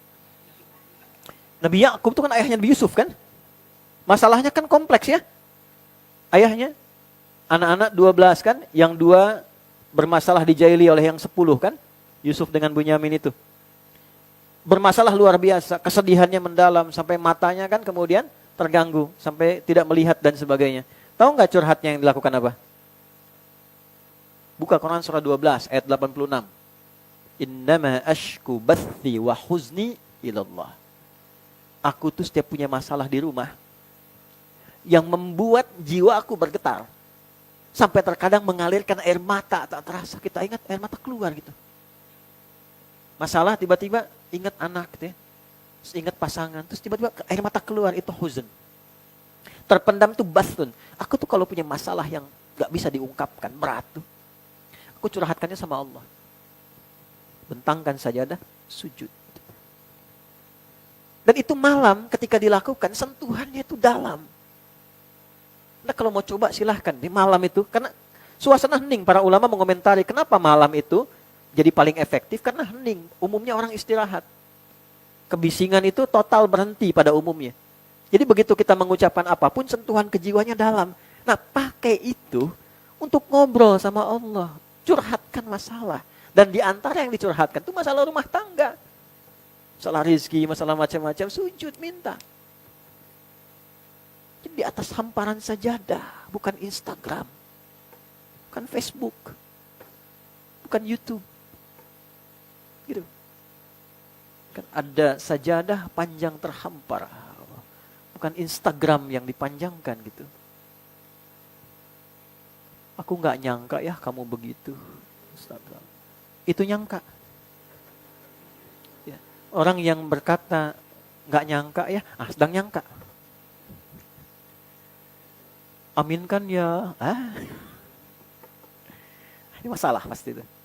Nah, coba dipakai itu ya. Coba. Nah, ini rumus. Jadi ketika imannya itu diaktifkan, nanti dia akan hadir ke semua bagian tubuh kita, dipandu tuh. Yang hadir apa? Sakinah, ketenangan. Walaupun solusi belum datang, tapi hati cenderung lebih tenang. Nah, ketenangan itu yang mudah digunakan mengatasi persoalan. Jadi lebih bijak. Kalau ngobrol jadi teratur. Kata-kata itu frekuensinya bisa diturunkan, lebih tenang gitu. Nah ini awal kesuksesan menyelesaikan persoalan. Jadi kalau ini bisa dilakukan, itu lebih damai. Awal. Nah ada yang lebih dahsyat lagi, nanti kaitannya sama rizki teman-teman. Perlindungan, di bab kepemimpinan, di bab bisnis tuh. Jangan dikira, itu ada psikologi Quran memberikan isyarat ketika status Anda naik semakin tinggi, tantangannya pun naik. Karena ada singgungan, ingin menjahili Anda, fitnah misalnya, akan ada. Jangan dikira Anda berbisnis akan normal begitu saja. Saya ingin praktekkan syariat Islam, gak akan diganggu. Tidak, justru ketika Anda praktekkan, Anda terganggu. Masalah itu datang untuk menguji kesungguhan Anda, masih mau gak konsisten menggunakan itu? Itu. Nah caranya bagaimana? Ada sholat malam lagi, namanya tahajud. Beda dengan yang awal. Kalau awal tidak mensyaratkan tidur. Kalau tahajud dari kata hajada, aktivitas yang dilakukan setelah tidur terlebih dahulu. Tidurnya malam. Hajada, gini. Kalau Anda, saya, kita ingin berusaha serius untuk bangun setelah istirahat malam ini, bangun serius, maka tambahkan tak di depannya. Tak begini. Oke. Kalau upaya ini tidak mudah dilakukan, nggak gampang. Ada tantangannya, butuh motivasi 2 kali lipat. Maka tambahkan tasydid sebelum huruf akhirnya. Itu rumusnya gini. Tahajjada. Kalau dibuat sifat, dibuat program, dibuat rencana, maka jadikan masdar tahajud. Perintahnya nanti tahajjud, kata dasarnya tahajjada.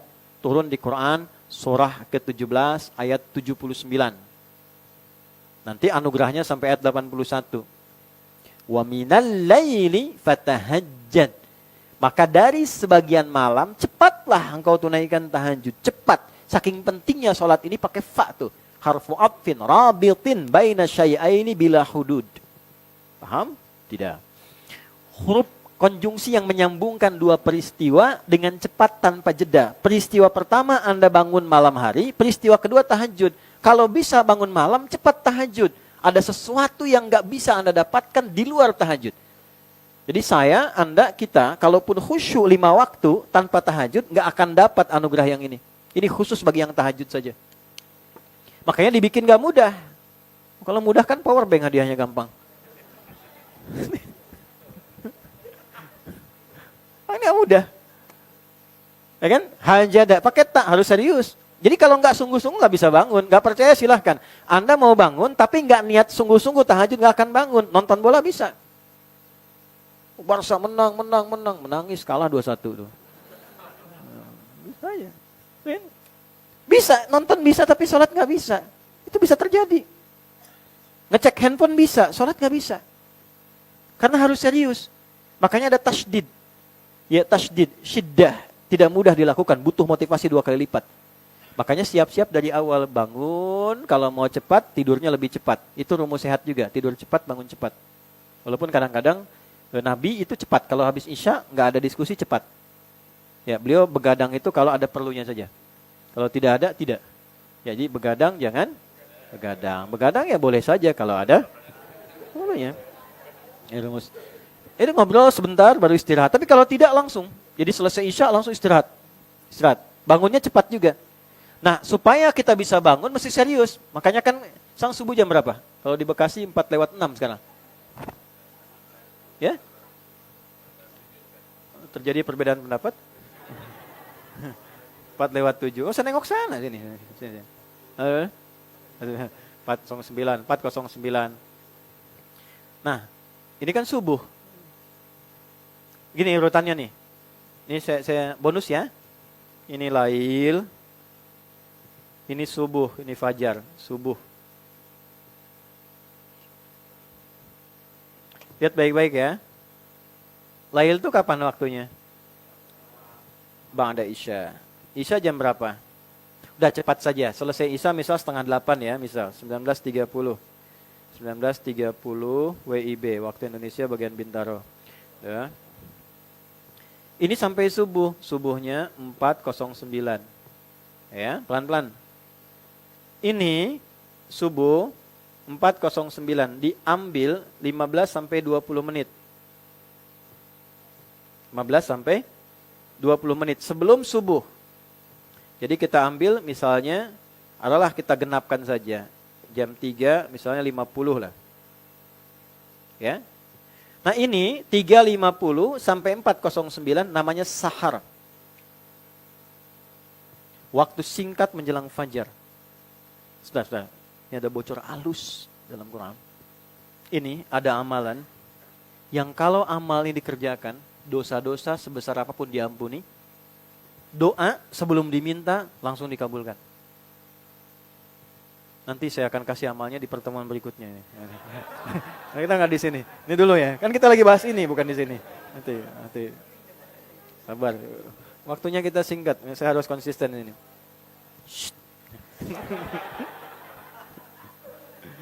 Dah. Nah, dari habis Isya 19.30 sampai ke 3.50 inilah lail. Nah, ini harus penting. Ilmunya jarang didapat kadang. Ini lail. Kalau sudah segini 15 menit sebelum ini sahar namanya. Waktu singkat menjelang fajar. Jelas? Baik. Nah ini bahasa Qur'annya ketika tahajud mengatakan begini. Lihat rumusnya. Wa minal laili min litab'id. Ya. Dan ambil sebagian malam. Gak harus sepenuhnya. Fatahajjad bi. Supaya Anda cepat tunaikan tahajud dari sebagian yang Anda bisa kerjakan itu. Nggak harus sepenuhnya. Apa yang bisa kita dapatkan kalau itu bisa dikerjakan? Perhatikan kalimatnya. Asa ayyab'atsaka rabbuka maqaman mahmuda. Karena Anda serius mau bangun, diapresiasi oleh Allah, kalau benar sholatnya, satu, Allah akan angkat dan tempatkan kita dalam karir terbaik di pekerjaan yang kita pilih. Menurut Allah. Ya, sebentar. Jadi, ya, yang tidak terganggu. Orang akan melihat bahwa kita pantas ada di situ. Nggak ada orang nyoal.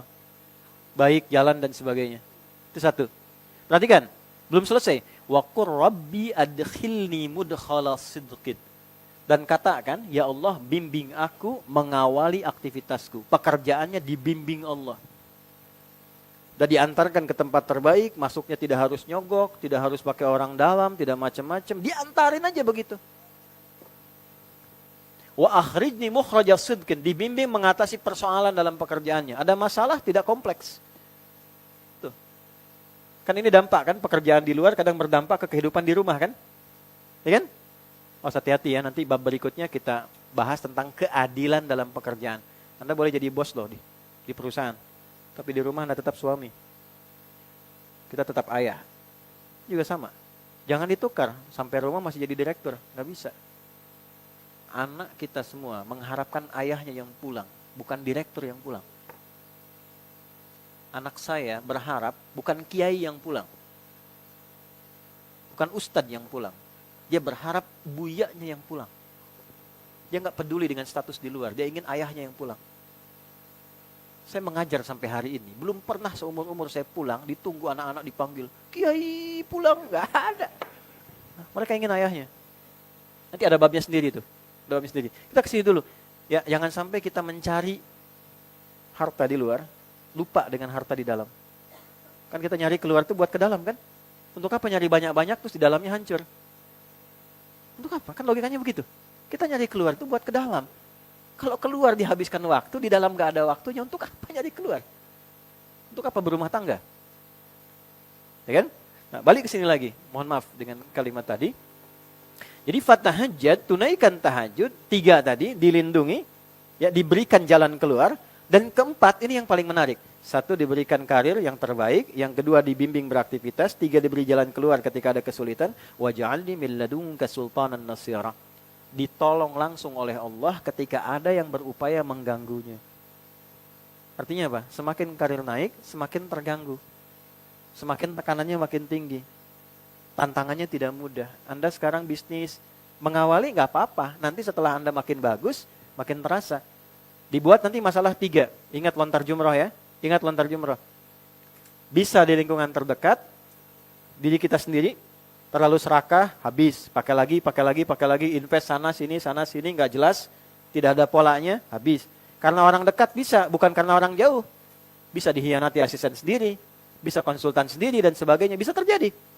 Dan yang terakhir, orang jauh. Yang mungkin tidak berkendak usaha kita maju. Atau karir Anda naik, bisa terjadi.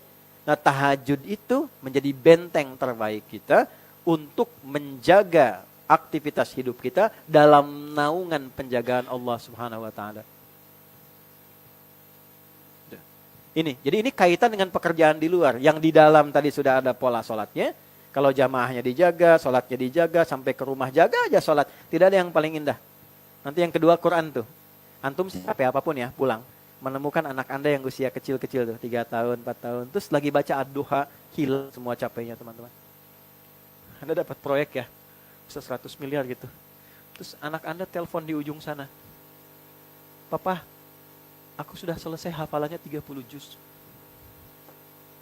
Itu nggak ada nilainya. Hilang. Demi Allah nggak ada nilainya. Ya, saya didik anak-anak dari kecil-kecil tuh, 3 tahun, 4 tahun, dampingi. Sampai dari kecilnya, sampai dari nggak tahu huruf. Sampai hafal Quran. Begitu jadi, Masya Allah. Sekarang pada hafal matan, pada hafal macam-macam tuh. Jauh. Jadi kita pun yang ngajar, nggak ada yang bisa membandingi itu. Apalagi Anda dapat anugerah begitu, mau dapat proyek sebesar apapun tuh hilang. Paling enak, Quran tuh paling enak kalau ada di rumah. Jadi kalau ada masalah pribadi bisa sholat, terus lihat anak mulai baca Quran aja, udah enak rasanya lain. Nah itu yang menjaga. Itulah korelasi antara iman dengan ketenangan. Jadi nggak bisa ketenangan diukur dengan harta tuh nggak bisa. Nggak selalu dengan harta itu. Makanya komen Nabi apa? Tunkahul mar'atu li arba'in. Motif orang menikah, baik laki-laki ke perempuan atau sebaliknya, biasanya secara tradisi ada 4 cara pandangnya. 1, li jamaliha, karena kondisi fisiknya, gantengnya, cantiknya, wajar orang lihat fisikal wajar. Tapi apa? Itu akan pudar. Ya. Yang cantik akan pudar. Betul kan? Miskin, kaya, susah, senang, kita semua sama, kan? Dan seterusnya. Karena ganteng, pudar juga. Jadi kalau dasar keinginan pada pasangan karena aspek fisikal, begitu memudar, hilang rasa. 2, lima liha, kecenderungan harta. Apalagi kalau mau menikah sudah bikin perjanjian, maaf, perjanjian kontrak, perjanjian harta terpisah. Tapi biasanya agak susah. Belajar dulu fikihnya. Untuk apa itu digunakan, mau kemana arahnya. Nanti kalau hartanya itu berkurang rasa cintanya. Hasabiha, status. Bisa keluarga, bisa status. Ini anak si fulan, ini anak si fulan. Yang nikah itu Anda, bukan bapak Anda, bukan ibu Anda. Bukan status yang melekat pada keluarga Anda. Walaupun itu menentukan untuk kebaikan. Supaya mencari dalam keadaan terhormat. Nabi itu nggak disoal karena statusnya dari Quraisy, terhormat. Makanya nggak pernah disoal. Ya coba kalau bukan dari Quraisy nggak akan disoal. Nah teman-teman, yang keempat apa? Lidiniha, karena agamanya. Fadfar bidzatid dini taribat yadak. Kalau mau cari jodoh, cari yang agamanya kuat, maka keberuntungan Allah letakkan pada tangannya. Tariba itu tanah. Tahu tanah? Turab. Tanah yang tumbuh, yang subur. Kalau tanah subur itu keluarnya apa? Apa aja bagus. Jadi kalau tanah kehidupan rumah tangga ingin subur, melahirkan buah-buah keindahan, sakinah, mawaddah, harus mengolah tanahnya dengan baik. Nah, olahan terbaik itu pakai agama. Din itu cara terbaik membangkitkannya pakai iman. Nilainya takwa. Inna dina indallahil Islam. Ali Imran ayat 19. Nanti Islam dasarnya adalah iman. Asyhadu an la ilaha illallah, asyhadu anna Muhammadar Rasulullah. Ini poinnya. Nah, jadi kalau sudah menikah, bukan cari yang lain yang agamanya kuat, bukan. Salah persepsi. Awas, hati-hati ya, hati-hati. Jangan salah menyimpulkan. Kalau udah dipasangkan dengan pasangannya, itu yang terbaik melengkapi jalan hidupnya. Tinggal belajar semampunya untuk saling menguatkan iman. Jangan salah menyimpulkan, kenapa ya suami saya nggak seperti Ustadz? Awas tuh. Sama juga Anda, kenapa nggak seperti lainnya? Itu provokasi setan itu. Balikin. Sekarang tugasnya kuatkan lagi agamanya. Ya. Kuatkan. Nah ini poinnya teman-teman sekalian. Jadi yang pertama sholat ya. Kalau bisa ini ada yang untuk rezeki, ada tahajud, ada yang kemudian rawatib. Pokoknya yang 5 jaga dulu nih. Kalau bisa ya bisa di rumah jamaah bareng-bareng. Selesai berdoa, cium tangannya, doa bersama. Itu enak bareng. Suami mendoakan, istri ngikutin, cium tangan. Habis itu minta maaf gitu ya. Itu Masya Allah. Cukup dulu ya. Satu dulu itu. Nah, kan baru satu amalan. Belum selesai kan? Walladzina yu'minuna bima walladzina yu'minuna bil ghaibi wa yuqimunas. Satu. Wa mimma razaqnahum. Nah, bagaimana membahagiakan rumah tangga dengan harta? Ada skema infak. Infak itu apa? Wa ma adraka ma infak. Orang kalau disebut infak, yang kebayangnya kan ada kotak. Jalan, kotak amal, jalan itu kan? Itu bukan mobil-mobilan tuh, kotak infak tuh. Ya? Gitu kan? Padahal infak itu disingkatnya sering kita singkat jadi nafkah. Anfaqa yunfiqu, singkatannya nafkah. Infak pertama yang dikeluarkan itu ternyata di bab keluarga. Ar-rijalu qawwamuna 'alan nisa bima faddalallahu ba'dahum 'ala ba'din wa bima anfaqu min. Ada infak suami ke istri, ke anak, ke keluarga, ada infak ke orang tua, ada infak ke kerabat. Itu ada babnya sendiri. Ternyata mawaddah itu kalau dirawat pakai skema infak, hartanya semakin bertambah dan berkah. Ada rahasia juga di situ. Nanti kita bahas ya. Tadi ada berapa rahasia tuh? 1, amalan sahar. Itu ini. Kemudian ketiga, Al-Quran. Walladzina yu'minuna bima unzila ilaik. Keempat, belajar sejarah. Wa ma unzila min qablik. Belajar sejarah masa lalu, keluarkan. Pelajari tentang sahabat minimal dan sebagainya. Wabil akhirati hum, dan punya orientasi akhirat. Kalau punya orientasi akhirat, insya Allah hidupnya lebih bermakna. Dari sekarang nyiapin kalau nanti pulang meninggal, mau di mana, kuburnya di mana, hisabnya bagaimana, harta yang ditinggalkan gimana supaya nggak rebutan. Dulu orang itu orang tua tidak khawatir dengan harta, khawatirnya dengan iman. Jadi semua orang tua kalau mau meninggal itu dikonfirmasi imannya. Kalau bapak meninggal, kamu bagaimana agamanya? Anda boleh cek di Al-Baqarah ayat 133. Am kuntum syuhada'a idh hadara Ya'qubal maut idh qala li banihi ma ta'buduna min ba'di. Pernah enggak dengar kisah saat Nabi Yakub di penghujung hayatnya dikumpulkan anak-anaknya yang dibahas bukan warisan harta. Hanya ingin konfirmasi kalau bapak meninggal hari ini, kalian nanti gimana agamanya? Salatnya gimana? Dijawab oleh semua anaknya, qalu na'budu ilahaka wa ilaha abaika Ibrahima wa Ismaila wa Ishaqa ilahau wahida wa nahnu lahu muslimun. Pak, jangan khawatir, kalaupun bapak wafat atau kami wafat, tetap saya akan konsisten menjaga iman saya, akidah saya sampai wafat di hadapan Allah dalam keadaan muslim. Jelas sampai sini? Semoga jelas ya untuk di awal ini. Maafkan saya kalau ada sesuatu yang kurang berkenan. Sebagai penutup saya berikan bonus sebagai tips. Kalau sedang gelisah, ambil wudhu, sholat. Apapun niatnya, apapun bentuknya. Ada masalah di kantor, di pekerjaan, di proyek, ambil wudhu. Sholat. Hindari curhat ke manusia. Kecuali yang memberi.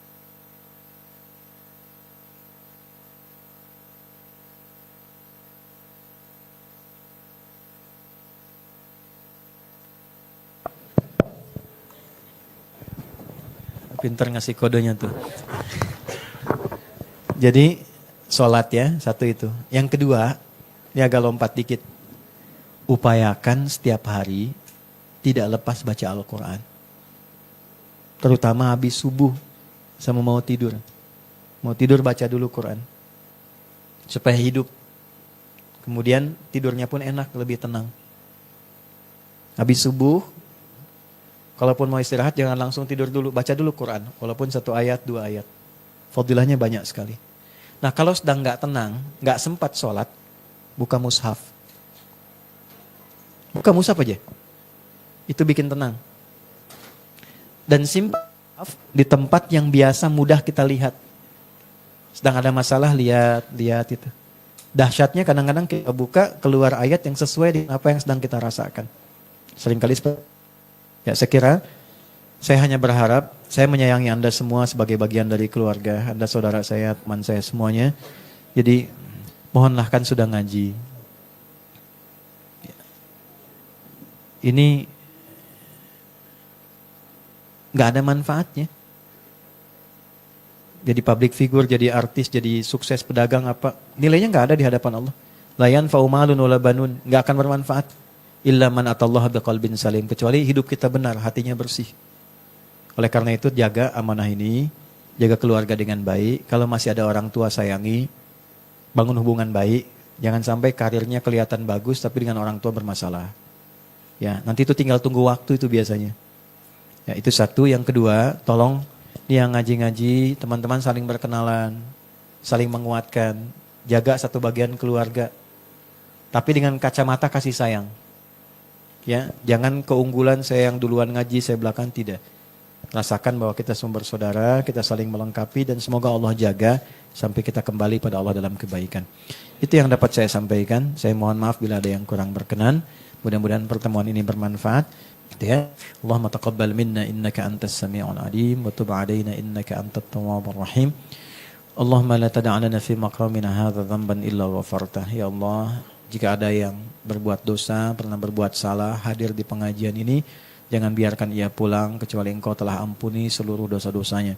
Wala hamban illa farajtah. Ya Allah, Engkau Maha tahu setiap yang datang, boleh jadi ada yang sedang merasakan kegelisahan. Jangan biarkan ia pulang kecuali Engkau telah tenangkan keadaan hatinya. Wala dainan illa qadaitah. Ya Allah, di antara yang datang mungkin sedang ada persoalan ekonomi di keluarganya. Sebagian terlihat oleh utang piutang, maka mohon dengan keikhlasannya limpahkan rizki kepadanya untuk melunasi utang-utangnya. Wala asiran illa yassartah. Ya Allah, Engkau Maha tahu yang datang ke tempat ini mungkin sedang memiliki kesulitan tertentu yang tidak mudah ia ungkapkan. Dengan keikhlasannya untuk hadir dan belajar, ringankan, angkat dan hilangkan seluruh kesulitan hidupnya. wala maridan illa syafaitah. Ya Allah, Engkau Maha tahu yang hadir atau yang ingin hadir mungkin tengah diuji dengan penyakit. Seberat apapun mohon angkat dan sembuhkan penyakitnya. Allahumma alif baina qulubina waj'al jam'ana jam'an marhuma wa tafarruqana min ba'dihi tafarruqan ma'suma. Ya Allah, jadikan pertemuan kami, menghimpun kami sebagai keluarga yang saling menyayangi dalam kebaikan. Dan bila pun kami mesti berpisah, jadikan perpisahan kami mempertemukan kami dalam keadaan yang lebih baik dibandingkan dengan hari ini. Allahumma rabbana atina fid dunya hasanah wa fil akhirati hasanah wa qina adzabannar. بفضلك سبحان ربك رب العزة عما يصفون وسلام على المرسلين وآخر دعوانا سبحانك اللهم ربنا وبحمدك أشهد أن لا إله إلا أنت نستغفرك ونتوب إليك والحمد لله رب العالمين. Teman-teman, terima kasih. Saya akan langsung mohon izin, mohon pamit. Terima kasih. Assalamualaikum warahmatullahi wabarakatuh.